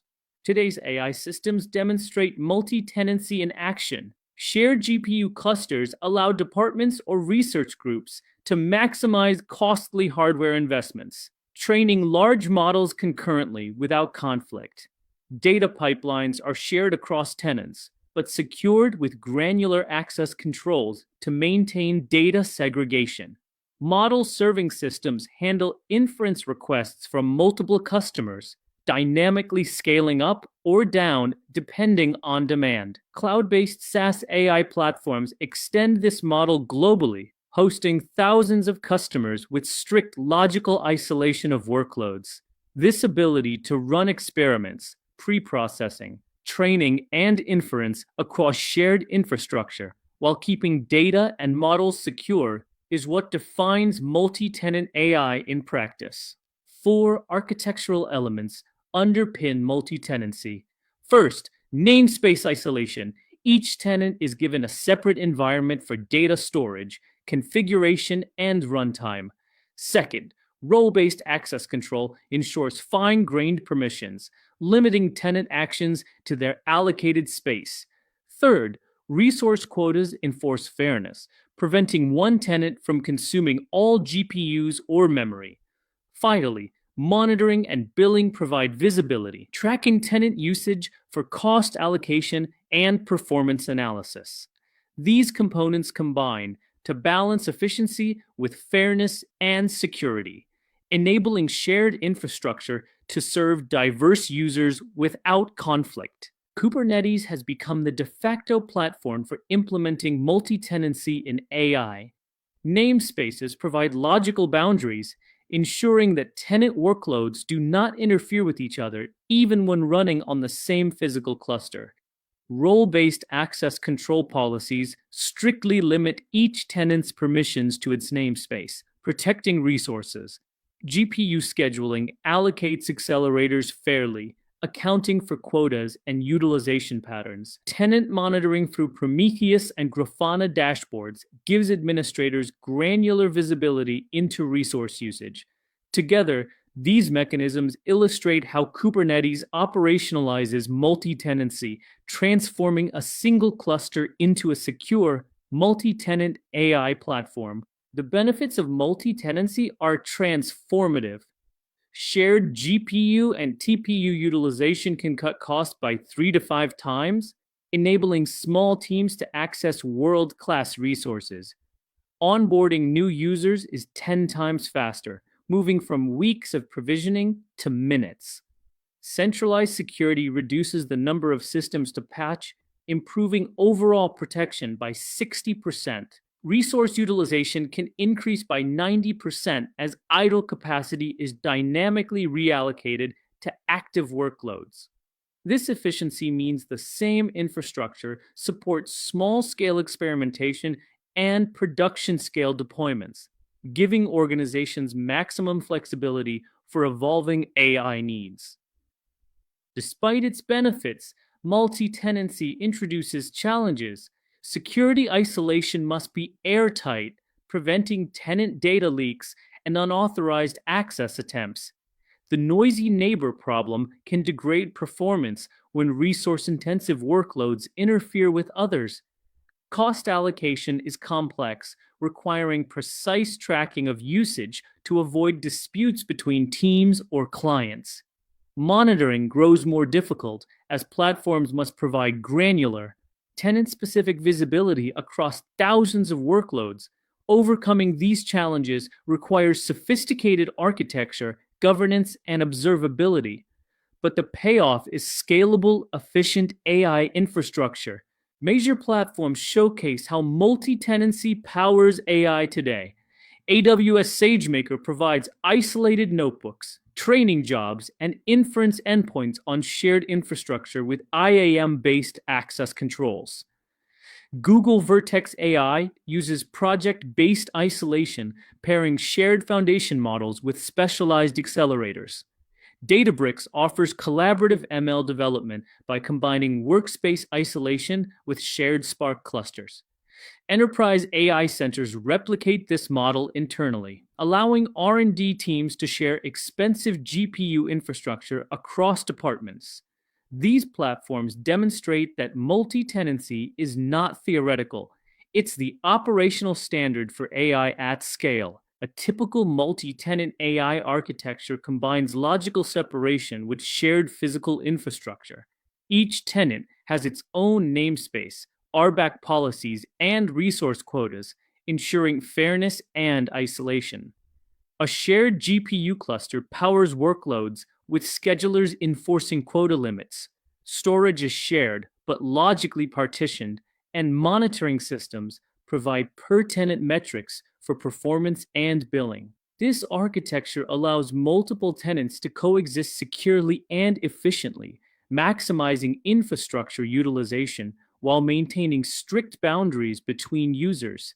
It is the architecture that enables AI platforms to scale from startups to enterprises without redesigning their infrastructure at every step.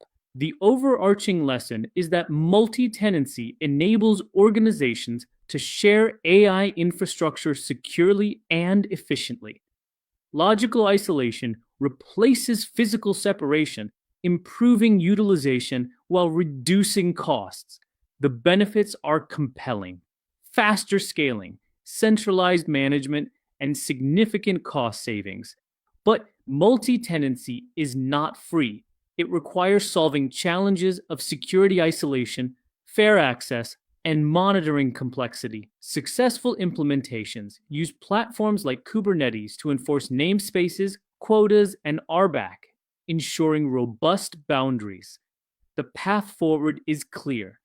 Organizations must evaluate their current AI infrastructure for multi-tenancy readiness, define isolation requirements for their use cases, and adopt flexible architectures that can scale with demand. Multi-tenancy is the future of AI infrastructure, enabling both innovation and trust at global scale. Resource sharing is one of the cornerstones of building effective AI infrastructure. At its heart, it's about balancing collaboration and efficiency while maintaining governance and security. AI infrastructure, compute clusters, data pipelines, and storage systems is incredibly expensive to acquire and maintain. Instead of dedicating entire environments to each individual team, organizations are increasingly embracing shared infrastructure models. This ensures that costly assets like GPUs, TPUs, and distributed storage systems are fully utilized across multiple teams. At the same time, governance frameworks, isolation strategies, and monitoring practices safeguard against misuse, ensuring fairness and accountability. The result is a system where collaboration thrives, costs fall, and AI projects move faster. The rationale for sharing resources comes down to cost, efficiency, and collaboration. Specialized hardware, such as GPUs and TPUs, requires enormous investment and often sits idle when assigned to only one workload type. Different teams have varying usage patterns. Research teams need sporadic bursts of high compute for training. Production teams need steady inference pipelines, and analytics teams often run periodic batch jobs. By pooling infrastructure, organizations maximize utilization, ensuring that hardware is used across time zones and workloads. Sharing also fosters collaboration. Teams access common data sets, leverage each other's pre-trained models, and exchange best practices. Finally, the financial benefits are clear: less duplicated infrastructure, fewer silos, and significantly reduced management overhead. Shared AI infrastructure spans several layers. Compute clusters pool GPUs, TPUs, and CPUs, orchestrated by platforms like Kubernetes or Slurm to balance workloads. Storage systems include distributed object stores like S3 or GCS, high-performance file systems, and dataset repositories with versioning for reproducibility. Data pipelines connect these components through shared feature stores, pre-processing workflows, and transformation services, ensuring consistent inputs across models.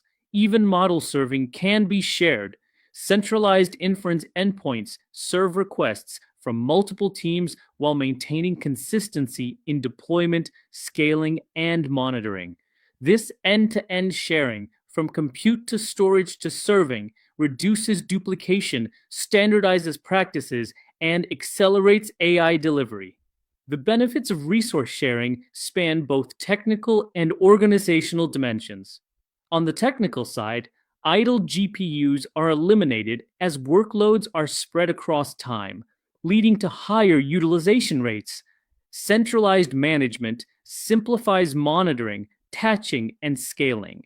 Standardized deployment patterns mean fewer surprises in production and faster adoption of optimizations like GPU-specific tuning. On the organizational side, access to shared datasets and pre-trained models creates a culture of collaboration. Teams learn from one another, cross-pollinating techniques that lead to better models. Unified governance policies strengthen security while simplifying compliance. Cost tracking becomes easier, ensuring compute usage is transparent and fairly attributed. Together, these benefits transform resource sharing into a strategic advantage. Of course, resource sharing is not without risks. Noisy neighbor effects are one of the most common. When a team launches resource-intensive jobs, others may experience performance degradation or missed deadlines. Data leakage is another major risk. Without proper isolation, proprietary datasets or models may be exposed to unauthorized teams. Cost distribution can become contentious if chargeback mechanisms are not in place, leading light users to subsidize heavy users. Security vulnerabilities also increase as shared infrastructure creates larger attack surfaces and potential privilege escalation paths. These risks highlight why governance and isolation mechanisms are just as critical as the infrastructure itself. To balance fairness and efficiency, several scheduling strategies are used. Fair share scheduling assigns quotas to each team, ensuring baseline resource availability, regardless of demand. Priority queues allow critical production jobs to preempt lower priority experiments, preserving uptime. Gang scheduling ensures distributed training jobs start together, preventing partial allocations that waste resources. Elastic sharing reallocates unused capacity from underutilized teams to those with urgent workloads. Together, these strategies ensure that resources are allocated fairly, efficiently, and dynamically, balancing the competing needs of research, production, and analytics teams. A concrete example of resource sharing in practice is GPU quota enforcement in Kubernetes. Teams are given isolated namespaces with specific resource quotas limiting GPU requests. Each pod and namespace has defined maximums, preventing monopolization. Node selectors and taints ensure critical production workloads run on dedicated hardware, while other jobs are distributed. Usage tracking with Prometheus provides visibility into allocation versus actual usage, informing future adjustments. This system strikes a balance. No single team can dominate GPU resources, but flexibility is preserved for urgent, high-priority tasks. It's a model of how governance and technology work hand in hand to enforce fairness. Data sharing is another pillar of collaborative AI infrastructure. Feature stores act as centralized repositories of derived features, creating a single source of truth for training and inference. This ensures consistency. The same transformations are applied across environments. Version control and lineage tracking make experiments reproducible, reducing errors. Feature reuse accelerates model development as teams don't need to recompute common inputs. Shared monitoring enforces data quality standards across the organization. Of course, safeguards are necessary. Role-based access control, audit logging, and feature-level permissions ensure that sensitive data remains secure while still enabling reuse. Model serving can also be shared effectively. Centralized endpoints allow multiple models to run on shared infrastructure while maintaining standardized practices. Benefits include consistent monitoring and alerting, centralized compliance enforcement, and standardized canary releases for safer rollouts. Dynamic scaling ensures that models receive the resources they need in response to real-time traffic patterns. Isolation strategies are vital. Containerized deployments ensure workloads don't conflict. Traffic segmentation routes requests by team or application, and performance SLAs define clear expectations. Together, these strategies ensure that shared serving infrastructure is both efficient and trustworthy. Monitoring is the backbone of resource governance.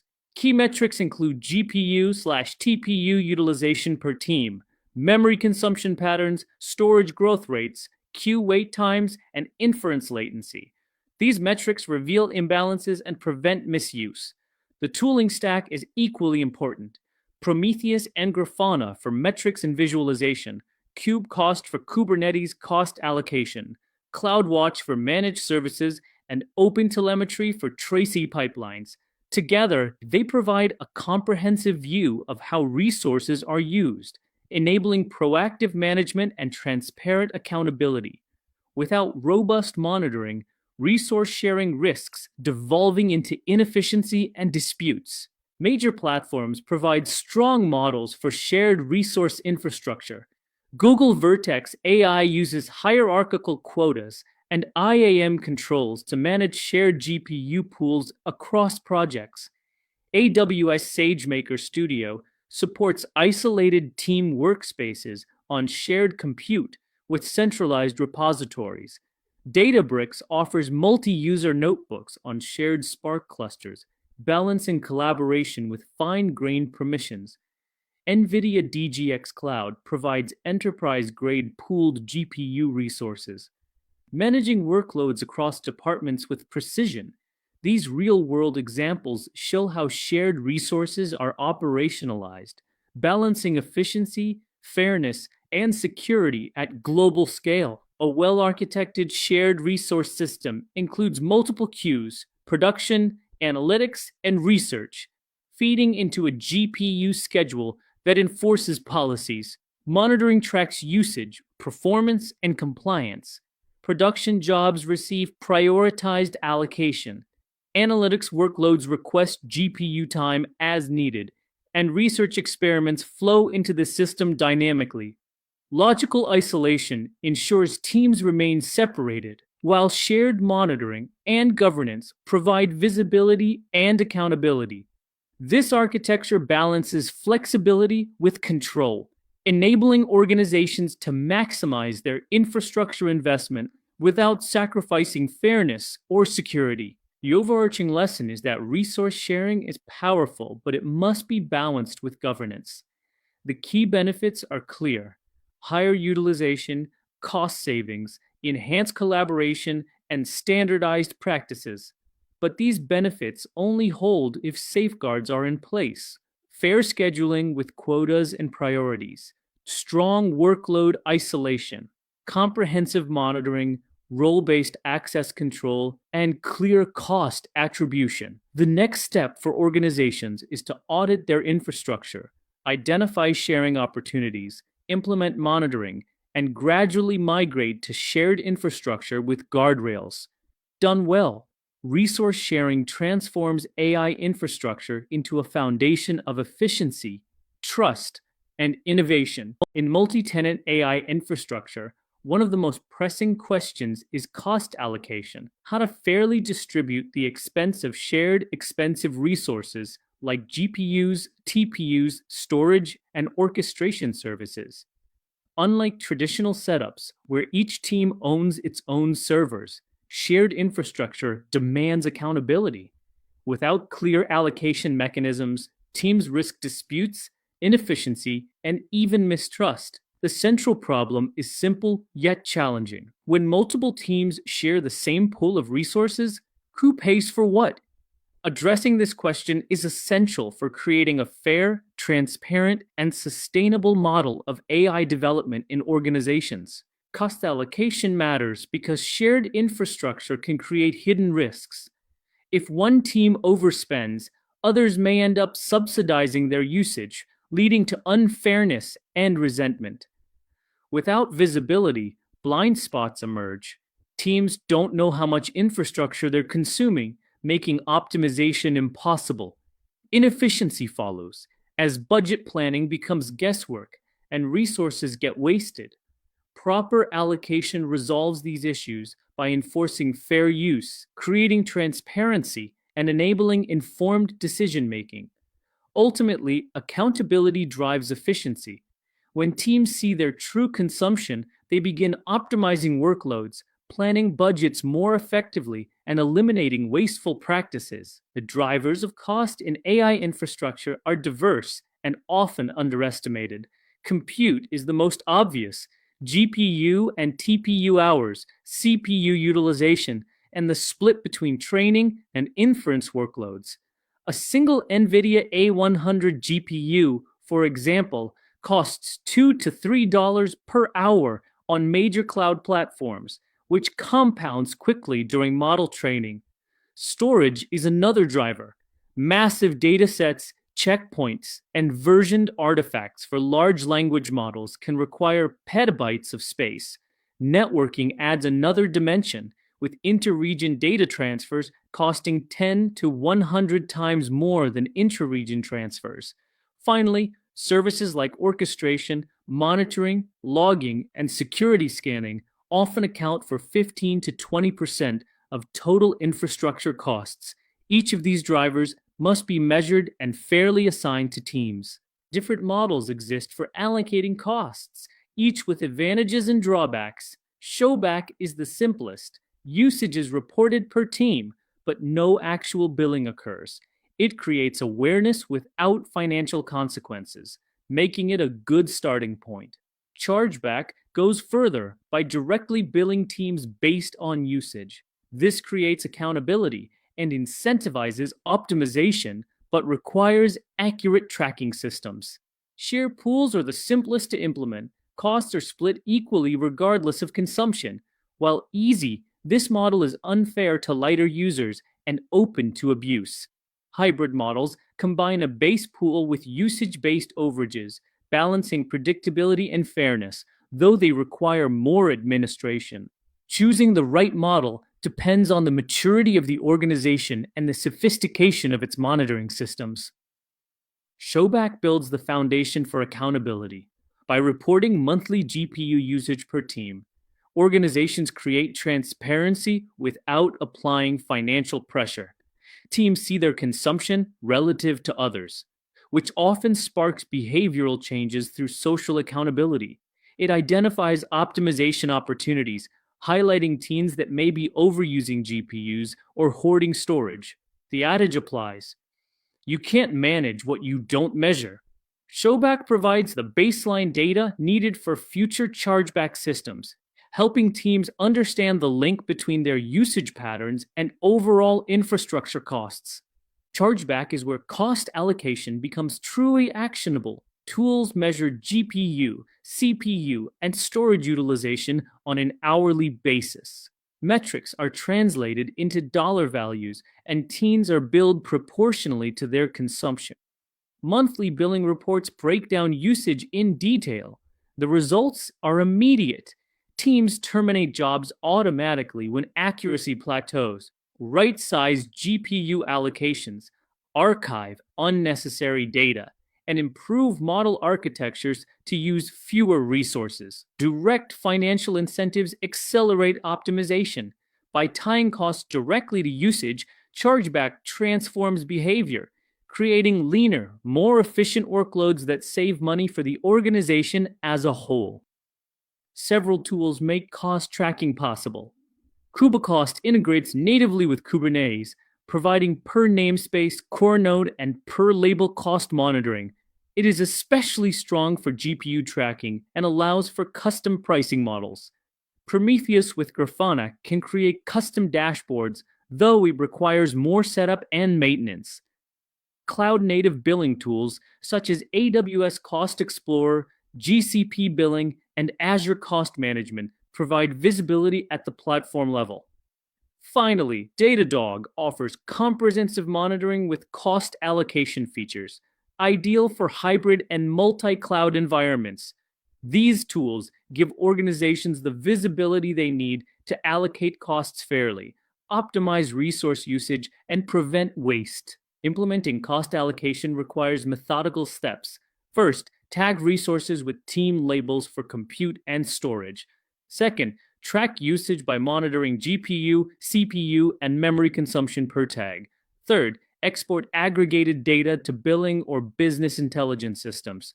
Finally, generate automated reports and alerts for visibility. The key data points include GPU hours per team or user, storage consumption in gigabytes or terabytes, CPU and memory utilization, job run times, and idle resource time. This creates an accurate picture of consumption and enables fair allocation across tenants. Implementation turns cost allocation from a theoretical idea into a working practice embedded in daily operations. Despite its importance, cost allocation is not easy. Shared service overhead, like logging and orchestration, must be fairly divided, but determining how is complex. Bursty workloads are another challenge, as unpredictable spikes in machine learning training can disrupt budgets and planning. Idle reservations create inefficiency when reserved GPUs go unused. Who should bear that cost? Multi-cloud complexity adds another dimension, as each provider uses different pricing models and metrics, making unified allocation difficult. The hardest part is not tracking costs, it's deciding what's fair. Organizations must balance precision with practicality, ensuring models remain both accurate and usable. Several best practices emerge for effective cost allocation. Start with showback, collecting 3 to 6 months of usage data before introducing financial consequences. Once teams are mature, graduate to chargeback, supported by clear documentation and transparent processes. Implement guardrails with quotas and budget limits at the tenant level, alongside alerts for approaching thresholds. Incentivize efficiency by rewarding teams that optimize workloads, whether through preemptible instances, workload scheduling, or model improvements. Finally, create forums for discussion, allowing teams to raise issues and propose improvements. Cost allocation works best when it is collaborative, not punitive, creating a culture of shared responsibility for infrastructure. Real-world examples illustrate the impact of cost allocation. Google Vertex AI uses per-project billing with configurable quotas and automatic shutdown of idle instances after 1 hour, achieving 40% cost reduction. AWS SageMaker employs per-user metering with allocation tags, spending limits, and alerts, creating visibility into which models drive the highest costs. An enterprise AI lab implemented KubeCost to divide GPU cluster bills across 5 departments, reducing costs by 30% by eliminating idle resources. In one Fortune 100 company, direct GPU chargeback reduced total consumption by 22% in just 1 quarter. These cases show how proper cost allocation drives efficiency, accountability, and savings. Cost allocation can be visualized as an engine that transforms raw usage metrics into fair charges. GPU hours, storage usage, and service overheads are collected and assigned to teams. The allocation engine applies rules, splitting costs proportionally to consumption. Reports then reveal the breakdown. Team A may account for 50% of total usage, Team B for 30%, and Team C for 20%. This transparency ensures fairness, eliminating blind spots and enabling better decision making around AI investments.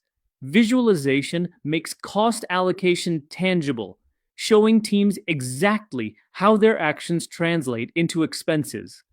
The final takeaway is that cost allocation is about balance, efficiency, transparency, and fairness. Shared infrastructure brings enormous benefits, but requires accountability to work. Organizations should start with show back to build visibility, progress to charge back for accountability, and adopt hybrid models for fairness. Tools like KubeCost, Prometheus, and Cloud Billing APIs provide the foundation for accurate tracking. Real-world case studies show that cost allocation can cut infrastructure costs by 20 to 40% while improving collaboration and trust. The path forward is clear. Assess the current state, select a cost allocation model, pilot with one team, and refine over time. Done well, cost allocation transforms shared AI infrastructure into a fair, transparent, and efficient foundation for innovation. Wubisatsa's control, or RBAC, provides the foundation for security in multi-tenant AI infrastructure. At its core, it's about defining who can do what on which resource and ensuring that permissions align with the principle of least privilege. By mapping organizational roles to tightly scoped permissions, RBAC enables secure sharing of compute clusters, data warehouses, and model registries without sacrificing trust or compliance. Authentication verifies identity. Authorization enforces what actions can be taken, and accounting provides the audit trail. RBAC sits at the center of this ecosystem, controlling access across clusters, clouds, and MLOps platforms. Without RBAC, multi-tenant AI environments would quickly devolve into chaos, exposing sensitive data, intellectual property, and costly GPU resources to unnecessary risk. To appreciate RBAC, it's important to distinguish authentication from authorization. Authentication, often abbreviated Auth-N, verifies identity, typically through single sign-on, OpenID Connect, or multi-factor authentication. It answers the question, who are you? Authorization, Auth-Z, comes next, determining what you are allowed to do. This is where RBAC enters, mapping users, groups, or service accounts to precise permissions.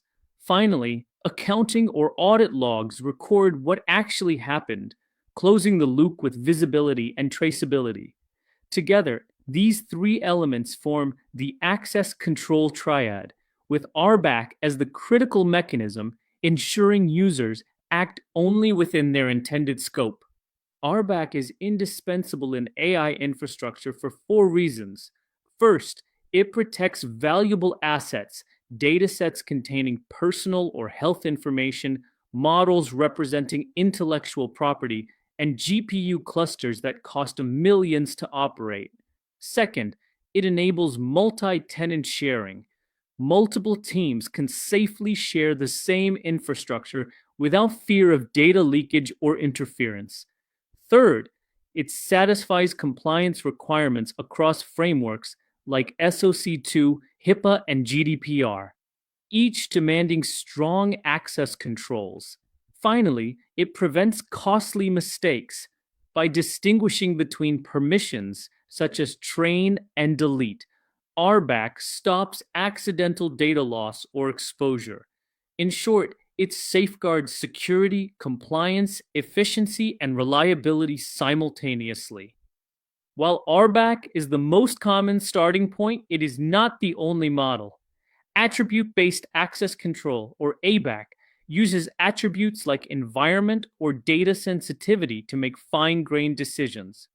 This allows policies such as restricting sensitive datasets to production environments only. Relationship-based access control, or RBAC, uses ownership graphs to model permissions based on relationships. This is especially useful for data lineage or hierarchical workflows. Each approach has strengths, but the recommended path is pragmatic. Begin with RBAC, then extend with ABAC conditions as security needs mature. RBAC, while powerful, is often too complex for initial adoption. RBAC is built on the principle of least privilege, granting only the permissions necessary for a role to function, nothing more. This is complemented by segregation of duties, which ensures that responsibilities are divided across roles, preventing any single user from compromising the entire system. For example, platform administrators manage infrastructure but cannot automatically access sensitive datasets. Data engineers may build pipelines but cannot deploy production models without approval. In emergencies, break glass access allows temporary privilege escalation, tightly logged and audited. Together, these practices reduce systemic risk and provide audit boundaries essential for compliance and trust. AI infrastructure introduces unique roles. A reader can view datasets, metrics, and dashboards but not alter them. A contributor can run experiments and access non-sensitive data in sandboxed environments. Trainers are authorized to submit jobs and write to experiment buckets, accessing compute and specific datasets. Deployers can create model versions and push them into staging or testing environments. Platform administrators configure clusters and networks without automatic data access, while data stewards govern sensitive tables, managing access approvals. By clearly mapping roles to scopes, RBAC ensures clarity, accountability, and security across the lifecycle of AI development. In Kubernetes, RBAC manifests as three key building blocks. Subjects, users, groups, or service accounts represent entities seeking access. Roles or cluster roles define allowed verbs such as get, list, or create on resources. Role bindings or cluster role bindings attach roles to subjects, enforcing permissions. Scoping can be namespace specific, isolating teams and applications, or cluster-wide, granting broader permissions. This model provides granular control over who can access which resources, perform which actions, and in which environments. Essential for AI workloads running in multi-tenant Kubernetes clusters. Consider an example where Alice, a machine learning engineer, needs to submit jobs and view logs within her team's namespace. A role is created in the Teen A namespace with rules allowing job creation and log access. A role binding then assigns this role to Alice's identity. The effect is precise. Alice can submit jobs, check their status, and read logs, but only within her namespace. She cannot access workloads from other teams or modify infrastructure outside her scope. This example illustrates the precision and flexibility RBAC delivers in Kubernetes environments. Best practices dictate that workloads should never rely on human credentials. Instead, service accounts provide identities for jobs and pods. These accounts are bound to Cloud IAM roles through features like GKE Workload Identity or AWS IRSA. This allows workloads to access external resources, such as object stores, feature stores, or container registries, without static credentials. Automatic credential rotation and audit trails ensure security and compliance. Workload identity transforms containerized applications into secure, auditable participants in the cloud ecosystem, eliminating the risks of embedding plain text secrets in code. In AWS, IAM policies grant fine-grained access to resources. For example, a policy can allow read and write access to objects in a specific S3 bucket for training workloads. This policy is attached to an IAM role for service account, IRSA, which is then used by Kubernetes pods. The benefits are clear. Workloads access only their designated data. Credentials are never stored in pods, and all access is logged for auditing. The principle of least privilege is enforced programmatically, reducing human error and risk of overprivileged accounts. On Google Cloud, workload identity achieves similar goals. A Google service account is created and granted storage access to a specific GCS bucket. This account is bound to a Kubernetes service account within a team namespace. Pods using this account receive short-lived OAuth tokens instead of static keys, ensuring fine-grained, auditable access. Overprivileged access is avoided by scoping to specific buckets or prefixes, never entire projects. The result is secure, temporary, and controlled access with a full audit trail. This demonstrates how Cloud IAM integrates with Kubernetes RBAC to form a seamless security model. Beyond compute, RBAC extends to the data layer. In warehouses like BigQuery or Snowflake, schema and table-level grants restrict access. Column and row-level security protect sensitive fields or tenant-specific data. Feature stores like Feast and Tecton enforce project-level isolation, feature-specific permissions, and separate online versus offline access. Access patterns differ depending on stage. Training requires read access. Pre-processing requires limited write permissions, and inference requires read-only access to online features. These granular controls ensure sensitive data is safeguarded across the AI lifecycle, from experimentation to production serving. Model registries such as MLflow, Vertex AI, or SageMaker define distinct roles. Viewers can inspect metadata and metrics. Writers can register new models and versions. Approvers transition models between stages, while deployers push them into production. Model serving systems like KF Serving or Triton add further granularity, restricting who can create endpoints, update versions, control traffic, or view metrics. These roles align with CI/CD pipelines, ensuring that only approved models reach production and that serving environments remain secure, auditable, and reliable. RBAC extends into CI/CD pipelines and environment governance. Development environments permit broad experimentation but remain isolated. Staging environments introduce stricter controls with production-like data. Production environments are highly restricted, requiring explicit approvals. Pipelines assume deploy roles temporarily during rollouts, using OIDC-backed authentication for short-lived credentials. All cross-environment promotions are logged, and guardrails prevent development jobs from accessing production datasets.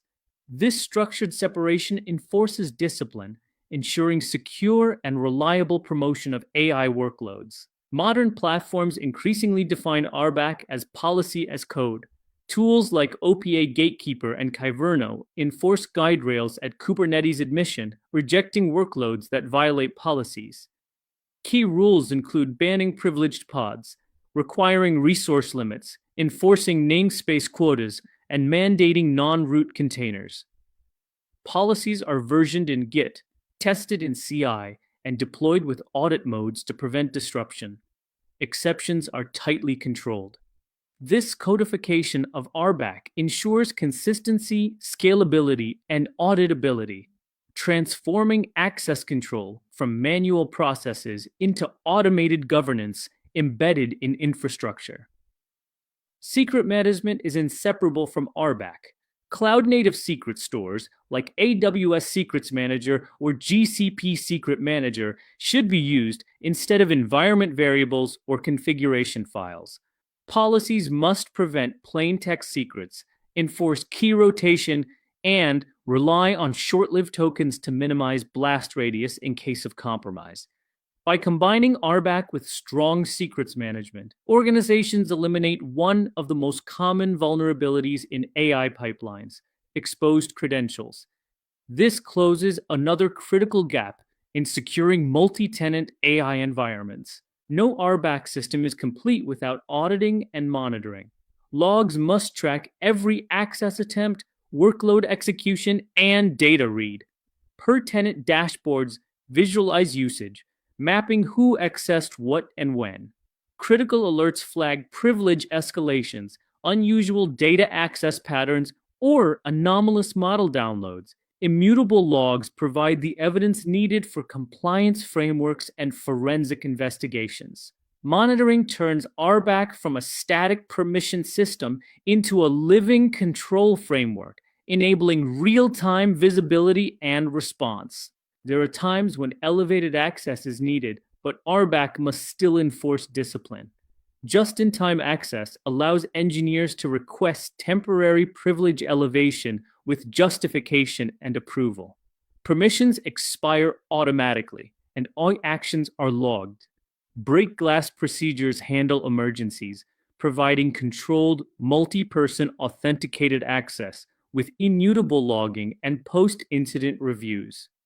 These processes strike a balance, enabling flexibility in critical moments without undermining security or compliance. RBAC directly supports compliance frameworks. SOC 2 requires logical access controls, change management, and monitoring, all of which RBAC enforces. HIPAA mandates minimum necessary access, a principle mirrored by least privilege. GDPR emphasizes data minimization and purpose limitation, both implemented through scoped permissions and just-in-time access. Logs and workflows provide audit evidence. By documenting how RBAC maps to compliance controls, organizations streamline audits and demonstrate accountability, turning access control into a compliance enabler rather than a burden. Certain patterns consistently succeed in multi-tenant AI infrastructure. Per-team namespaces or projects isolate workloads, enforce quotas, and restrict cross-team communication. Per-tenant buckets separate datasets and artifacts, ensuring storage isolation. Per-service account identities give each workload a unique identity bound to cloud resources through workload identity federation. Centralized model registries enforce approvals while supporting tenant-specific views. These patterns provide blueprints for secure, scalable multi-tenancy with RBAC as the foundation. There are also pitfalls to avoid. Granting everyone admin access in development environments creates habits that spill into production, undermining security. Shared, long-lived cloud keys are dangerous, creating unauditable and high-value targets. Broad wildcard policies, such as granting S3 star, expose excessive permissions. Overprivileged CI runners with persistent admin roles are magnets for attackers. Avoiding these anti-patterns is as important as implementing best practices, ensuring that RBAC delivers real protection rather than a false sense of security. Implementing RBAC requires a thoughtful rollout.